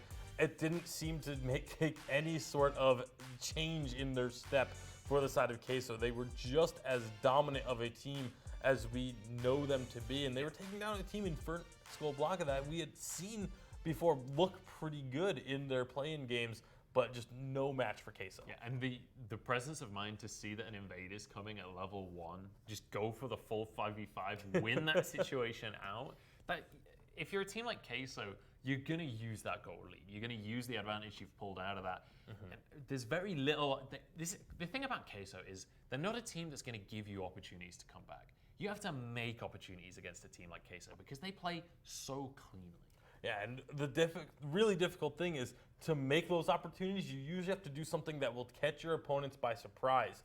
We've already heard earlier, we heard Waldemar talking about Keso and saying this is a team that they prepare so professionally for every game that it makes catching them off guard that much more difficult, because it doesn't matter if you're a play-in team, if you're in the quarterfinals, if you're in the semifinals, if it's the finals. They prepare for every team the same. They do not overlook any of their opponents. They treat every opponent like they are a top contender, and that's one of the things that makes them such a strong team. Absolutely. While we wait for Keso to get on into the lobby, let's take a look at our schedule for the rest of the day, because we have some serious matchups coming to your screens here. Obviously, we are in Keso versus Asura right now. We should be able to kick that off shortly for you guys, but later on today, we'll be jumping into our North American games. And Tribe versus Rampage Gods will be the last one of the day, but Hammers versus Ferox, that matchup is going to be insane. Yeah, it's going to be an absolutely thrilling match. Again, I'm expecting it to be very similar in excitement to something like the Divine Vendetta versus Rising Lotus, or the Sly versus Fairy Tail that we just had. It's two teams that look very much even when it comes to, you look at the rosters, you compare the rosters, you could easily see either of those two teams moving on from that, and that usually leads to the most compelling matches. Now, when we talk about this upcoming match, Keso versus Asura, what we've seen from Keso in the past is that Tyras will completely control the jungle. He's more than willing to invade, and he knows he'll have the backup from his team. If you're Asura in this situation, you're the underdog, and you know you're up against a guy like this that will invade, that will try and take control, how do you react to that? The key things are to, first of all, get vision control, which you have to get vision on your entrances to the jungle. It's something that we don't actually talk about too much, is where exactly you place your scout cams early on in the game. You want to get those scout cams down near the entrances to your side of the jungle, or the exits of your opponent's jungle is in even better spot, because then you see when Tyras is coming out of the jungle, even if it's in the middle of the river, you see where he's coming out, you know where he is as early as possible, so that you can then start rotating your laners over to try and counteract that. You also need to be aware of if your opposing laner starts to really shove their lane harder than they normally do, that's a red flag. That means that Tyrus is going to be on that side of the map looking for a gank, because that means that that laner is looking to rotate to join in and help with those movements. So you have to watch for those little subtleties and differences of, if your opposing laner suddenly starts playing a little bit differently than how they normally do, think about why they would be doing this. Is it because they're anticipating someone coming to help? What's the situation? Are they trying to get you to go a little bit too far, or are they pushing in so that they can leave? You've got to be in their heads. You've got to be figuring out what your opponent is going to do. Let's take a look at what's been happening over in North America as well so far. We already had 2 of our quarterfinals, Nova and Vision, both moving forward. That's going to be a semi-final matchup, which is going to be insane to watch. I cannot wait to see Seed 2 versus Seed 3 right there. And we are going to be jumping into later today, Hammers Esports versus Ferox and Tribe versus Rampage Gods. Those are the last 2 quarterfinals. Then we'll have our North American top 4, which honestly, I still don't know who the top 4 is going to be with those 2 matches. Yeah, absolutely. I mean, we expect Tribe to be one of those 3, but with Ferox and Hammers, that one could absolutely go either way. So make sure that you stick around and tune in for the North American broadcast so that you can find out who is going to be joining the other 2 teams already qualified for the semifinals. Yeah, absolutely. I mean, Ferox versus Hammers is such a tough one to call right now, because Hammers, they obviously have been looking a lot better than preseason. They are looking like a team that has some stuff behind them. They've got a little bit of momentum, but Ferox, they beat Nova in the NACL 3-0 as well. Obviously, during game 1, that was kind of a default win because Delphi had a fire alarm go off, so he couldn't actually play halfway through the game. But then off the back of that, they won 2 more back to back. So you have to give credit to Ferox there. You have to say that this is a team to be watching out for. Absolutely a dark horse in North America. And I can't wait to see if they can keep that ball rolling once we get to that match. Yeah, keeping that momentum alive is key. And you mentioned Hammers, they have looked better, but they haven't really been tested yet either. A lot of these teams really haven't been tested. This is their first big test for both Ferox and Hammers on the VPL stage. So it's definitely going to be interesting to see which of those teams steps up and which of them takes the brass ring and moves on into the semifinals. But again, it's also one of those situations where it's like your prize is you get to go play Tribe. That's not exactly an ideal situation to be in, but it at least gives you the chance to play against Tribe and that opportunity to become the dark horse and the team that upsets Tribe if you're able to. Absolutely. Now, while we wait for the players to get ready for this last European quarterfinal,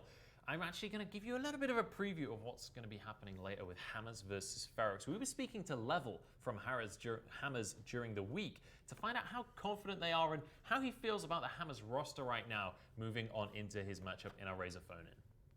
What's up, everybody? My name is Level, and I am the top laner for Hammers Esports. This week in VPL, we're going to be going up against Team Ferox. They're a solid up-and-coming team with plenty of recognizable names who have been putting a lot of work into the game. Overall, we're feeling pretty confident with this patch, and we're definitely excited to play against them. We've come a long way from going 0-7 in the preseason, so be on the lookout because we're definitely trying to pull this one out and move on to next week. Thank you guys all for your support, and I hope you enjoy the matches.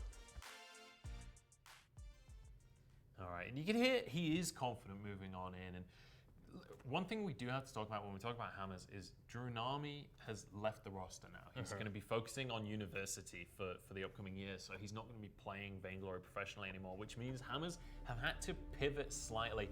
But speaking of pivoting, we are going to be kicking off this series. We're going into Keso versus Asura. So we'll get back on into that series. We'll talk about Hammers and Ferox when we get to our North American game. So Tasty Bacon, give me a bit of what are we expecting to see here? Are we expecting kind of meta drafts? Because I feel like Asura need to break the mold a little bit. Yeah, I would love to see Asura try and do something a little off the wall. Try and catch Keso off guard. That's the biggest thing that you can do when you are such a large underdog in a series, is to just do something to surprise your opponents. And that's their best chance, I think, at getting on a win here. You see a lot of pedal hovers, but don't know if either of those gonna come through. We'll have to wait and see. But the bans, again, nothing too incredibly surprising when it comes to the bans. Yeah, pretty standard stuff so far. Grumpjaw, first lock-in, very much expected. You want to see that coming out, especially on the side of Keso. If they give that to Tyrus, I mean, we've seen him on Grumpjaw, we've seen him on Tony as well. able to just completely control the game on those kind of bruiser picks. So I'd love to see Tony's second rotation, honestly, for Keso, because we've seen that when they get those kind of bruises, they can just dominate a game. Yeah, and I mean, you already have the Grumpjaw, like you mentioned. We've talked about in depth the Grumpjaw and how strong he is in the jungle, in controlling the early game and setting up your teammates to succeed. And that's one of the things that they excel at on Keso, is setting up their carries to have these phenomenal games. It's one of the reasons why Tyrus is such a good jungler and why so many teams fear him. Yeah. Because it's not just because he's able to get the kills himself, it's that he makes it so much easier for guys like Hundor and Tenno JJ to have those stellar games. He sets his team up for success. We're going to see that Tony locked in as well. So the top and jungle there in the Tony and Grumpjaw, and then we're going to have Adagio locked in as the third pick there. So again, not really giving away what they want to do in the early stages of the draft, leaving those carry picks for last. Yeah, with having the Grumpjaw and the Adagio, you can go for someone who's going to be diving in as one of your carries, or you can play the range game and use that protect the carry style composition. Obviously, a little bit tougher to do protect the carry when you have Arden, Churnwalker, and Lorelei all taken away. Those are the kind of the three best at the protect the carry sort of style. But we'll wait and see, because that leads me to believe that they want to do protect the carry on the side of Asura. But with the Samuel as well, now you're looking for weapon power damage, and so maybe they're going to go for that hard dive hero on the side of Asura, but maybe something like the Black Feather could come through.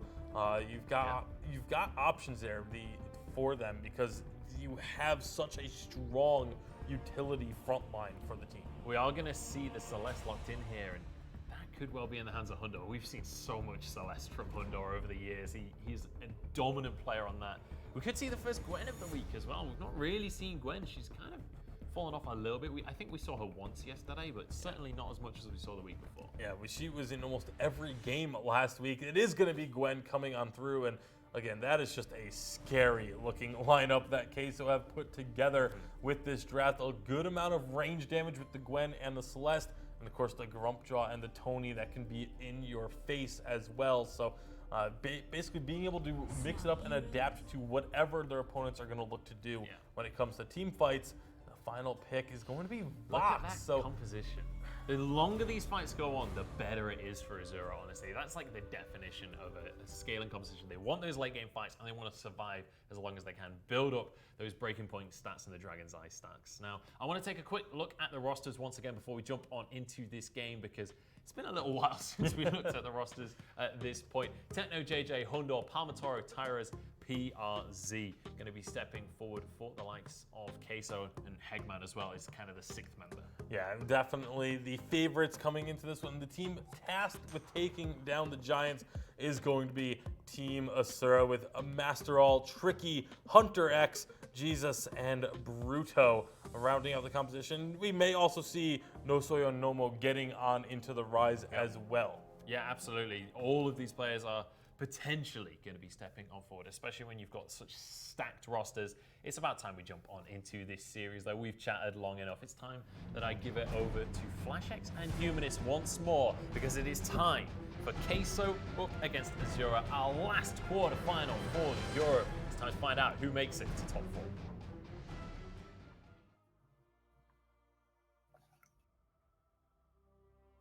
Well, I hope everybody already got their snacks, because this game is underway. My name's Humanist. I'm joined by FlashX, and we have Keso versus Team Asura.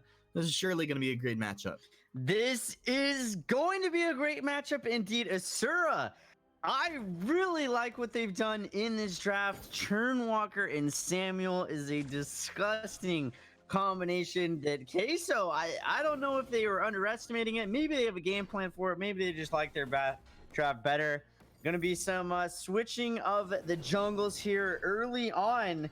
Asura, if they can step up their mechanics to the level of Keso, I think that this draft has definitely gone in their favor. I mean, when I look over at Team Asura, I'm the first thing that jumps out at me is like Lorelei, Churn, and Arden all together. That's a lot of beef.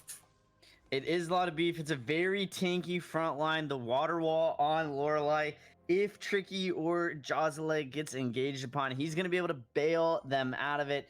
They're gonna have to make sure that they're kiting back, though. We needed to see Sly do it last game. They were able to finally pull it together in the end and make it happen, but they need to make sure that they are operating on the same frequency at all time throughout the entirety of this game. And a little bit of an early game, interesting setup. Bruto on this Turnwalker helping out Tricky in the top lane, not something that we see too often.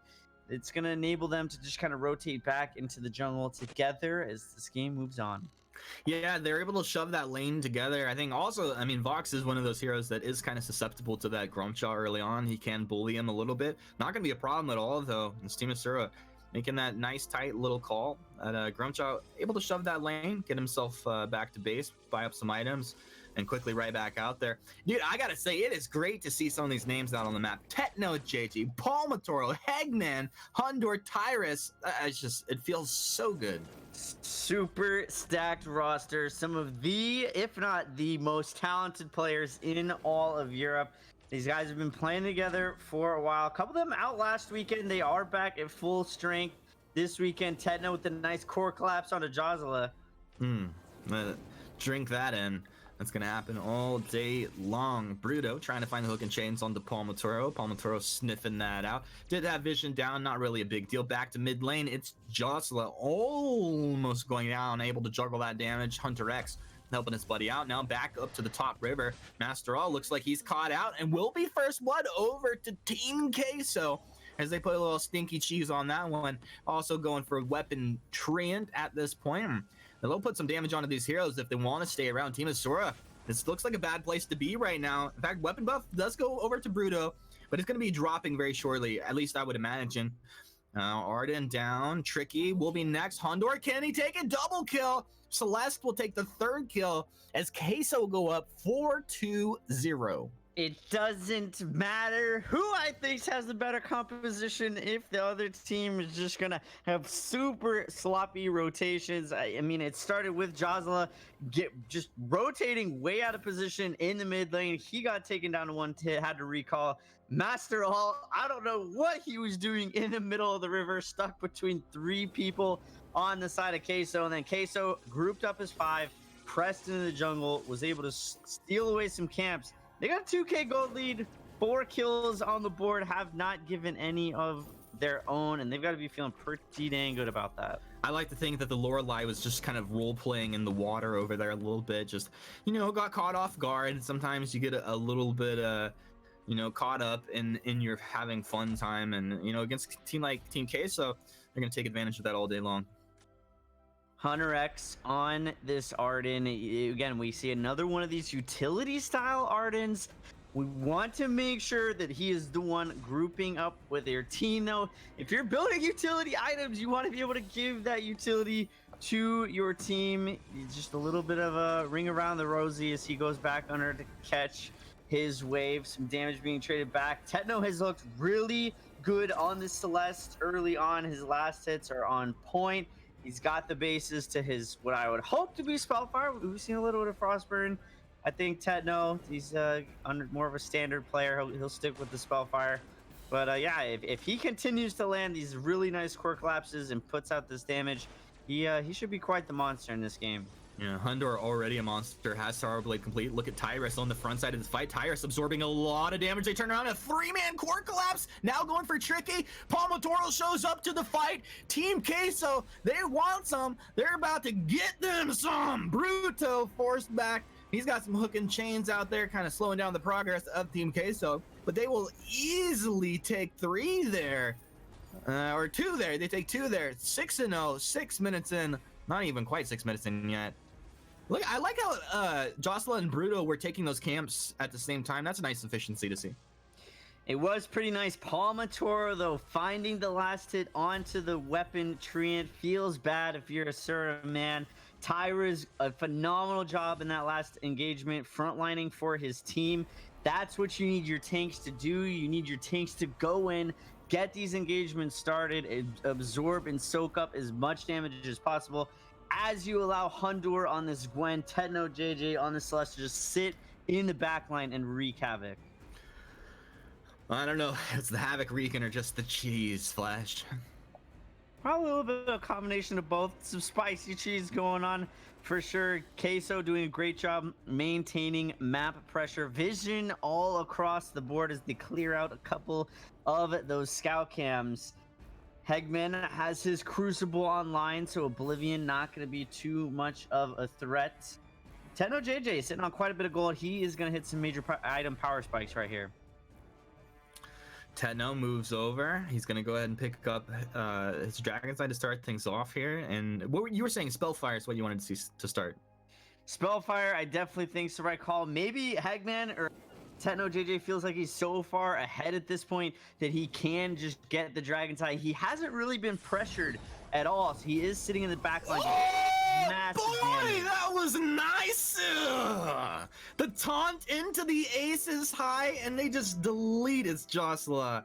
Man, I love to see stuff like that. Keso not even hesitating to pull the trigger onto this Ghostwing. Asura positioning to try and contest. They're not going to be able to. Keso just steamrolling ahead at this point. Tricky tries to shove the lane, but this is going to leave them a little bit vulnerable here. Now Team Keso, I spread a little damage out onto multiple members of Team Asura. Now the jump goes. Hunter X will fall. It's Joshua has made his way down here, and a nice trust path from Bruto will mean one kill goes over to the way of Team Asura as Tyrus falls.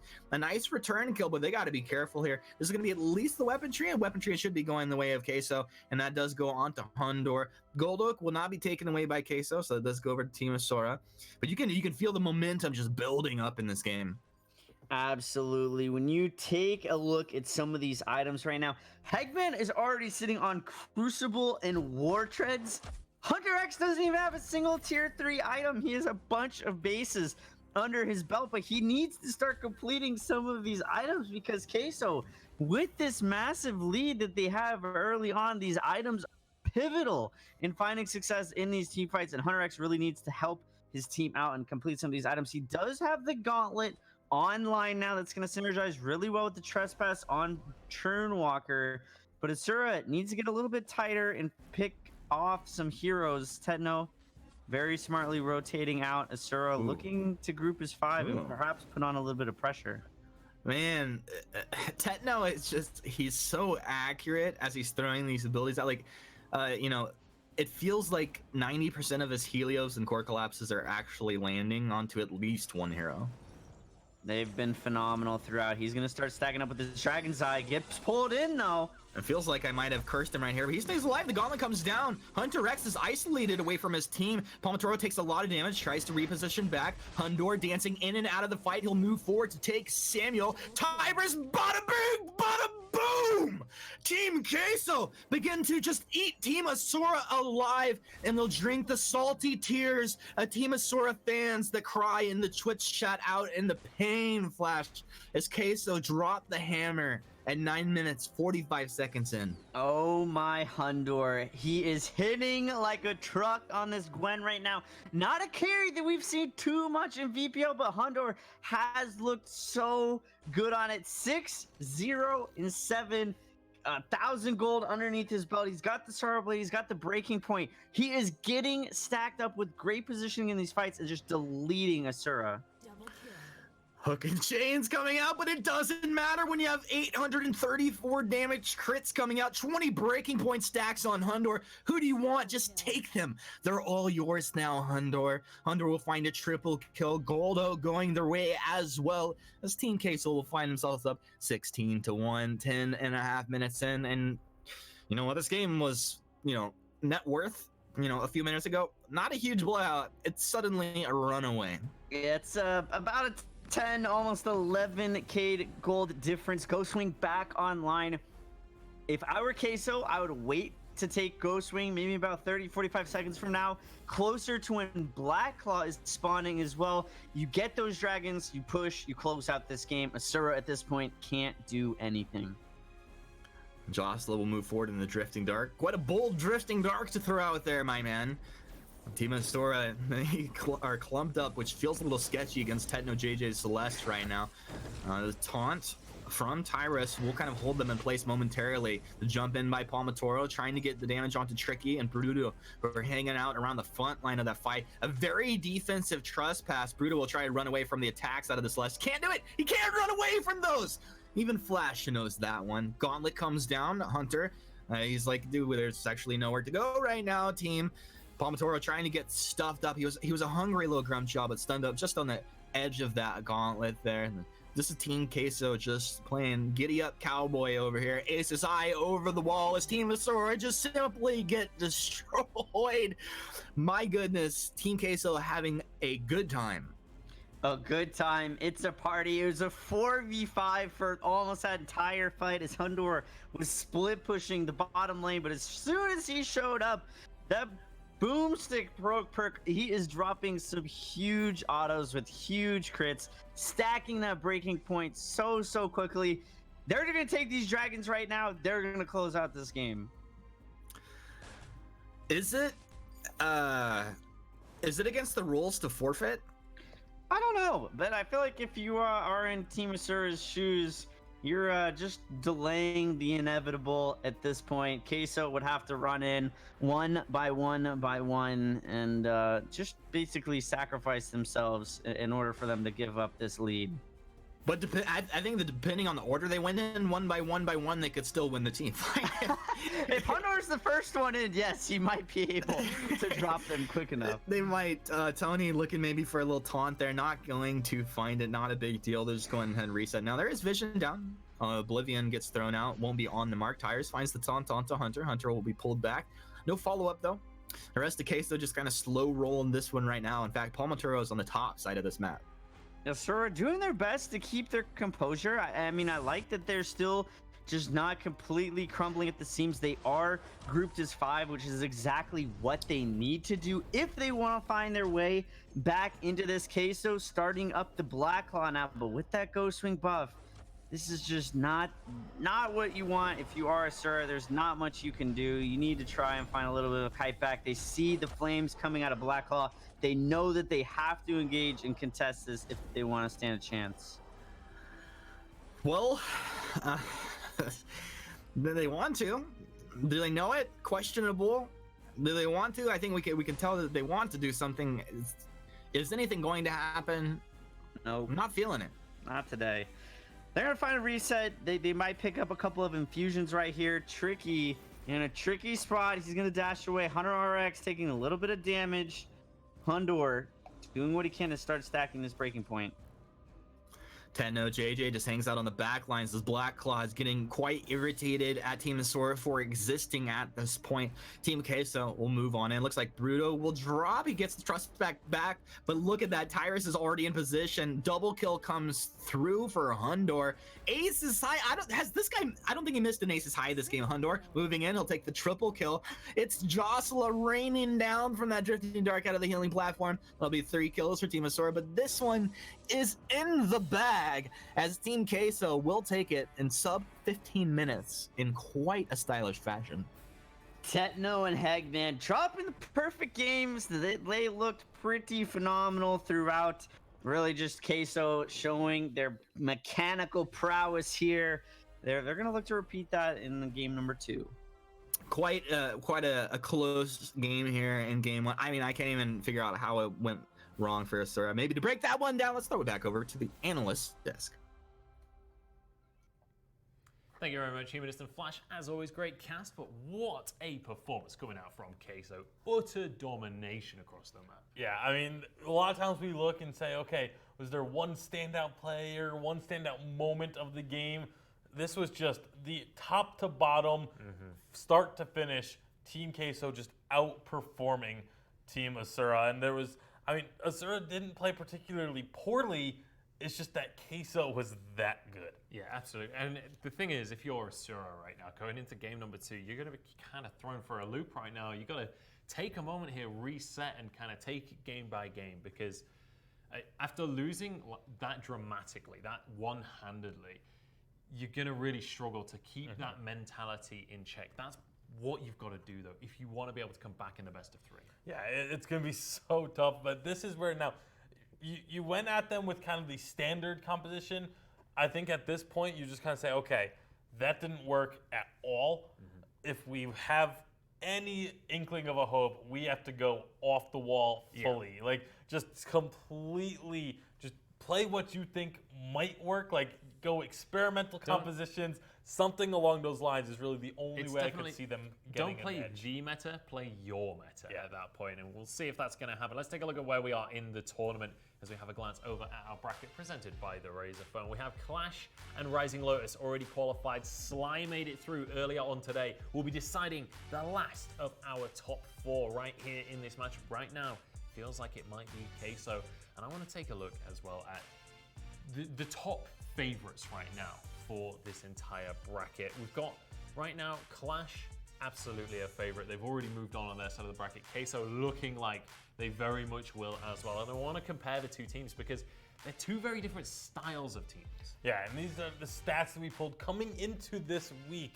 So going to be a little bit different, obviously, when this is all said and done. But as of right now, Keso, kill heavy. I mean, it kind of said it's kind of obvious when you have one player with a 22 kill game that you're probably going to have the lead when it comes to actually finding kills. But the big thing on that graphic is actually the fact that the turrets are so much lower for Keso. Like their style of play is they pick one lane and just shove that lane. They did that in this game as well. It was just mid. They just went straight down mid.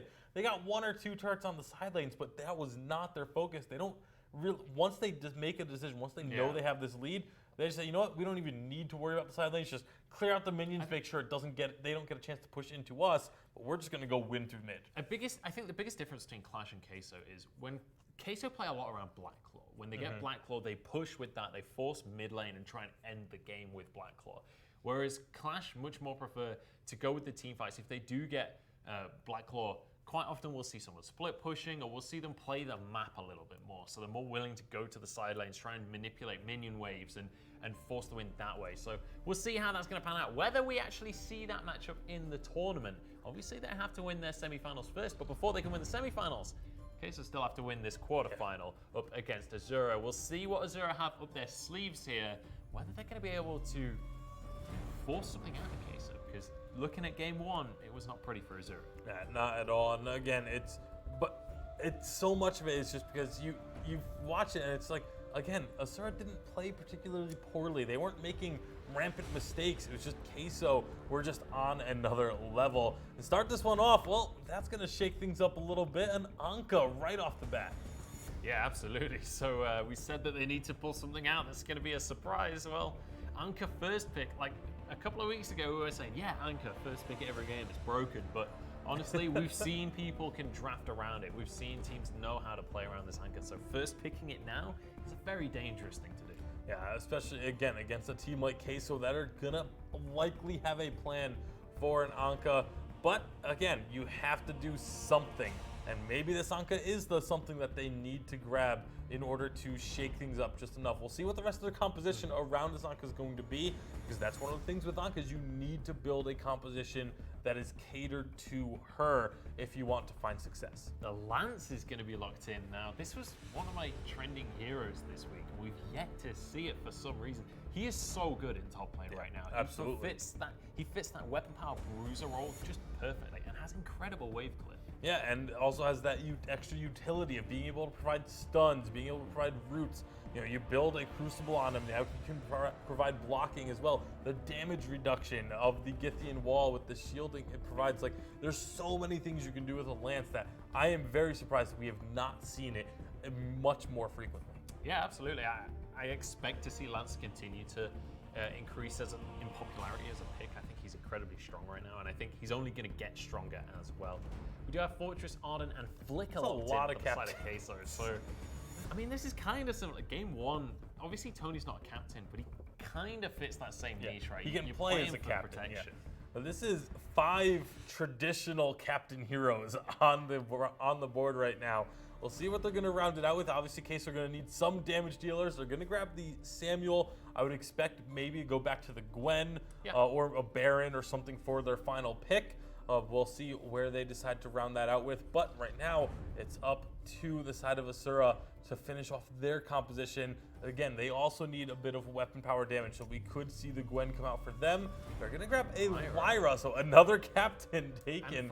And well, If they're they go covering the Varya, but if they lock in this Varya, then the only weapon power damage I can see them having is a full weapon power lance. I mean, Weapon Varya was the thing for a little while. It wouldn't surprise me too much. It's not meta, but oh, do they go for it? Oh, please luck in the silver now. Take it. Take it. Oh, Yes! look at it. Okay, right. So we have the Lyra, we have Anchor, and we have Silvernail, as well as a Lorelei. This is a mega late game composition. If they can survive to the late game, this is terrifying. But it's if they can survive the late game. If Keso can control the early game again, it's kind of already. It's also the fact that, if you want to catch someone off guard, play one of the heroes that hasn't been seen yet in competitive VPL, and they grab that Silvernail. Unfortunately, tricky as well. You go off of just looking at a server's case, so it's likely to not be a particularly strong first showing for Silvernail. But we'll see. Again, I am open to being surprised. I would love to be surprised. Be proven wrong. I would love to see Silvernail just absolutely dominate this game. And obviously, Silvernail, in case you guys haven't played him at home, here are his 4 abilities. He is going to be a weapon power carry, a ranged weapon power carry. That double shot passive, though, that's really where a lot of his damage comes from. Getting to shoot 2 auto attacks at once occasionally. And having resets for that passive. That's the key, is using that Caustic Blessing to be able to provide a reset of the double shot. So the combo, if you can get it perfectly, the combo is you put down a stake, block a dash, or just slow someone up. Double shot, Caustic Blessing, double shot, ult, stun, double shot. If they're not dead, then you've done something wrong. It's time to get on into this game. This is going to decide our last in the top 4 for Europe. It's time to pass over to FlashX and Humanist and get on into our last quarterfinal. Ladies and gentlemen, welcome to Game 2 in this series between Team Asura and Team Keso. My name is Humanist. I'm joined by FlashX and Flash. We do have some action off the bat. In fact, it's first blood by Team Asura, striking first blood in the heart of their opponents. The fear coming out from Team Keso is palpable. We also have a Silvernail out on the map. Hundor not like this. We have not seen a lot of success out of a weapon power Sky. If you're Hondur, that's not how you want to get things started. Asura needed to do something different in order to have a much better showing here in game number 2. Starting it off with that first blood, phenomenal. I really like the Silvernail coming out. Tricky playing it, dropped phenomenal stakes, making sure that Hondur was unable to Surrey strike with that silence coming through. Such an interesting mechanic to have in the game now. He can have a huge impact in these team fights. The question is, does Tricky understand the hero well enough to make it happen? So I also have a question. Is this troll, or is there some strategy I don't know about putting like 3 to 4 or 5 scout cams in one brush? That's probably going to be just a huge miscommunication. I don't really know. That's beyond the point of miscommunication. Yeah, it's questionable. It's questionable to say the least. If Keso's able to recognize that, they might be able to, pick up a little bit extra gold. It's 5 gold, but it does stack up quite a bit. I mean, all the timers on those scout cams, basically the same. It could be a huge miscommunication, but yeah, that's if you're honest, sir, that's not what you want to be doing. Maybe they just feel super confident with that first blood. Unfortunately, they're not even gonna have a gold lead from it though. All right, well, let's see how the next few minutes play out. You would imagine the Keso has vision advantage across the map. In fact, they do have those scout cams spread out down on the bottom half of the map. TechnoJJ is going to be happy to just hang out in the lane. Shouldn't feel any pressure, backed up by Hagman, plus the Samuel just naturally going to have regen and damage output potential. Hondur finds this Gold Oak, waiting for the weapon tree and to spawn. You do have 4 from Team Asura who are already here, so the rotation's a little bit tighter already than last game. Hondur spots them out, able to move back. Impale lands, looking for the Githian wall. They found it, and Hondur just getting raffle-coptered in this early game here now. Keso into collapse. TechnoJJ in the Drifting Dark. Look at that splash damage, baby. It's all over. Lorelei enjoys a good splash, but not when it comes out from the Dark Lord himself. That's going to be 3 kills going over to Keso, and it's going to be the 4th to follow quickly as Hunter X slithers to his death. Hondor had the phenomenal showing on Gwen in game 1. He's struggling here in game 2. Unfortunately, his team's going to bail him out of the bad situation, picking up 4 kills on the backside of that. That's exactly what Samuel wants this early on. Asura super clumped up together. Those Malix and Vertex coming in, dealing so much damage. Hondor needs to be a little bit more careful with his positioning, the map awareness. When Asura is all off the map, he's got to be careful going into his jungle, especially when they do not have a lot of vision down. One cool thing I think here with the Silvernail up against the Flicker is you can go ahead and throw that Caustic Blessing, right? So that'll help keep track of that Flicker, I think, a little bit more than, I guess you have other things in the game that you can do, like your buck shots or whatever, but I do like that mechanic. Hunter X taken down up on the top lane, Hondor, and that's going to be a nice little way to pull him back into this game. Not only is he finding a little bit of redemption in that kill, it's going to cause Hunter X to miss quite a few last hits here in the top lane. We're sub 5 minutes. Is Tyra's going to start pressuring a little bit of the turret? No, he's going to rotate out, especially as Asura looking for the rotation up to protect the turret. Yeah, Hondor is not ready to fight. Does have that weapon buff, but he's got a lot of gold to spend. They're going to go ahead and back right now, and I'm excited to see for when Hondor comes online. It does feel inevitable in this matchup here, but dude, Weapon Sky has just felt so weak in all of the matches that I've seen thus far. Yeah, I think it's really interesting to see how many teams have been preferencing it. Two-man Impale. Master has to back, though. It's Jocelyn just throwing forward that sigil. The stakes down. Not really going to cause too much of a problem there for Keso. Tyrus rotating down the river from the top lane. This team of Sora have to be careful not to stack up and take too much of that splash damage out of Tetno. Tyrus still level 5. He's waiting for that 6. Once that's out, I think we'll see a lot more aggression in the form of attack of the pack. There is one stake down. Keso will have to be careful not to overstep himself. Flicker rooted up. Palma's going to try and reposition. This is a fight over the weapon Treant, and it looks like Team Asura will secure that up. They do have a couple of heroes low, but Team Keso not fully committing into this. Buying time for Hondor, who's still farming. Nice getting him wall back, but a jump right back in from Team Keso. Mastral, he's not going to die? Oh my goodness. Palmatoro dropping incredibly low as well.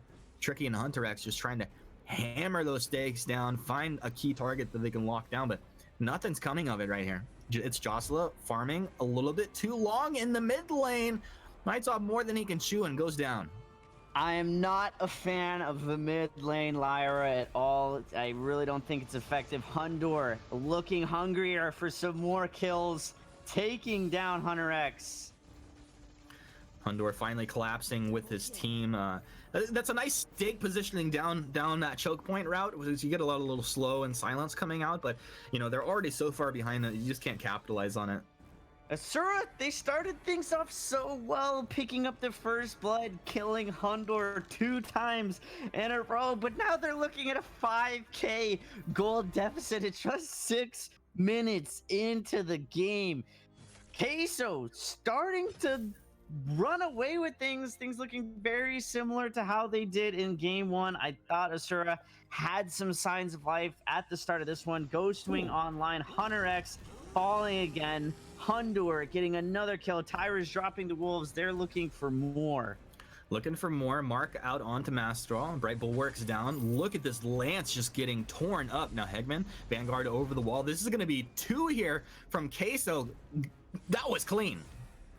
Clean indeed. Hunter X struggling 1 in 4 at just 7 minutes into the game. That's quite a few deaths that I'm sure he wishes he could have had back if he had the choice, but Keso definitely doing what they can, pressuring both mid and top lane. Top turret falling.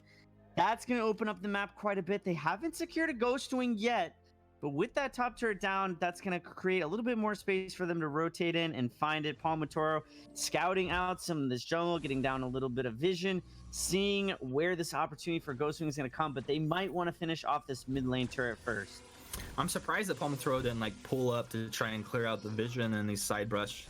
Maybe it just shows his confidence or a little bit of lack of focus, or just a different kind of focus. They're focused on objectives and getting kills right now. Gauntlet comes out of Hegman.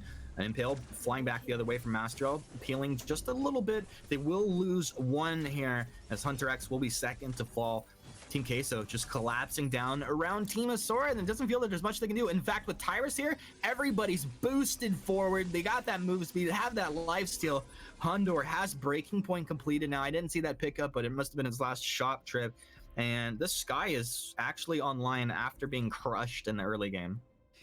He went from 0-2 to 5-2. He's hitting like a truck. He's getting these stacks, Serpent's Mask and Breaking Point. Such a deadly combination. Turrets are falling left, right, and center. Lyra going a little bit too far forward. More like Wyra. Tricky. he's just a double kill. Hunter X, you're just Undor's triple kill. And Bruto, you're just Undor's quadra kill. Go get it. Go get it. Do not steal this away from my Hundor. Hundor, go get the Penta. Go get this man the Penta. Get him the Penta or surrender the game. That's how you go right now. If someone steal this away from Hundor, this is just not going to be right. Flickers down. Get it. Get it. Get it. Masteral trying to delay the inevitable. Oh my gosh, and he actually delays it. What a horrible man. It's Jocelyn will pay for his sins. Hundor, Sarian back off of Tricky. Tricky will get it. Tricky plus the world able to take down our dear Hundor. Tricky though, not the showing out of Silvernail that we could have hoped for. He's just so far behind at this point. He's got the Serpent's Mask, he's got enough gold to pick up the breaking point, but Hundor on the Sky already picking up the bases to his monocle. He's been hitting hard as it is. He's just going to start hitting that much harder. Is breaking, do you agree with the breaking point right now? It feels like they're too far behind to have that, like, for this item to have an impact. Well, hold that. Attack of the Pack is out. It looks like they may be losing Tyrus here. No, he stays alive. Thank goodness. What a teammate. Now, finally, this will be the kill coming through as Lyra moves forward to sacrifice her own life to take down the dear wolf. And the stakes down. But yeah, back to that. Do you agree with this? Is this the right item, but does being behind not really matter? It's one of those things where you make these decisions so far in advance. You know that the standard build is the Serpent's Mask breaking point. Once you've committed to it, it's so hard to get out of it. But yeah, I mean, being far behind, you see Keso starting to pick up a lot of defensive items. It's going to make it that much harder to start picking up some of these breaking point stacks. Not going to have the impact, but Hundor in a 1v3 situation, Techno coming to bail him out, but Hundor, he is going to just start running away with it.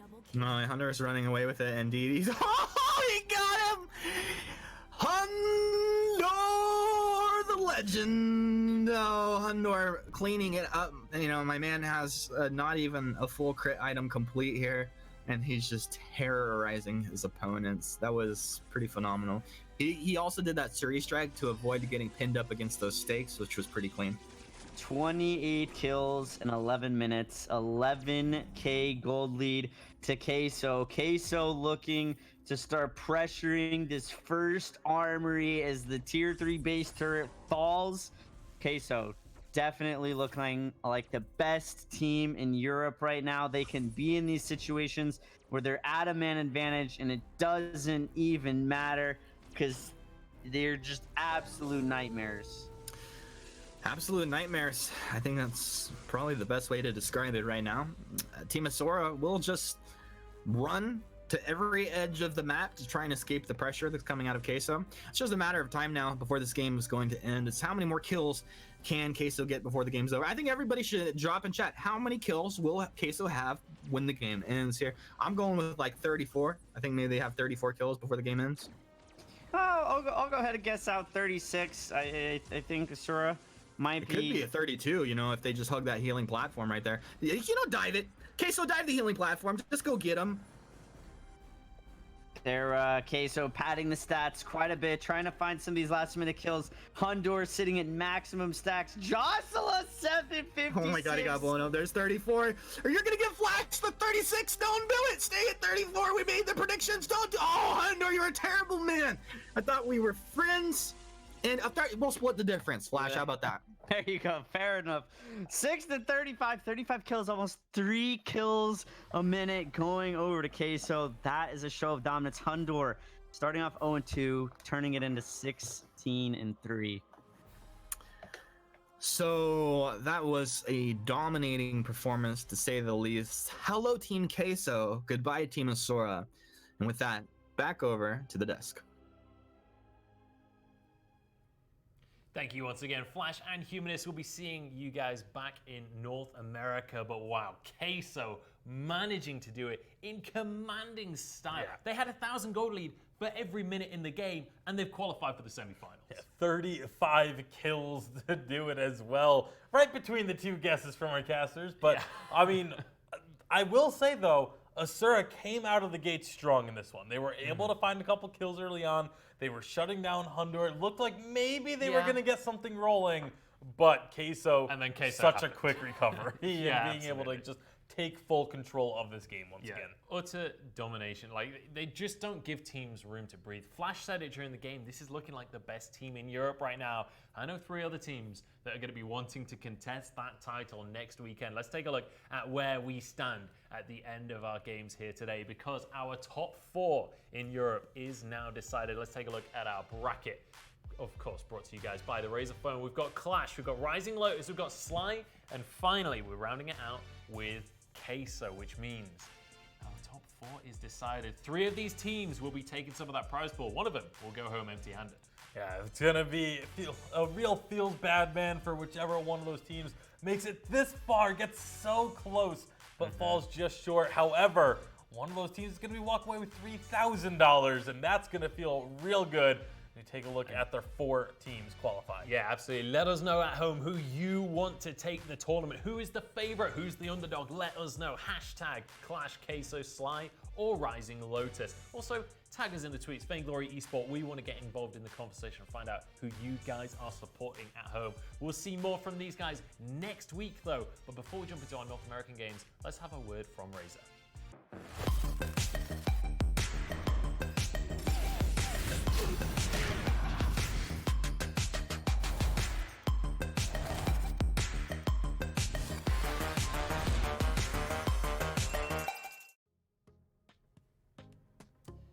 So that is EU done and dusted. 2-2-0s across the board, which means next up will be North America. That'll be happening in about an hour's time. We'll be starting things off with Hammers Esports against Ferox, and then Tribe versus Rampage Gods. I have to say, I'm excited to see Tribe again later.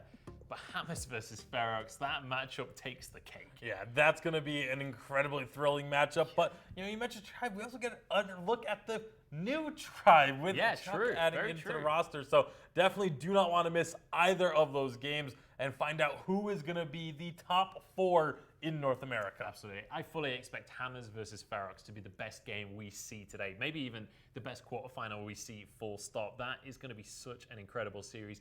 Make sure you are there in an hour's time. That is going to be it from us here for the European games. Join us for North America in about an hour. But until then, we'll see you later.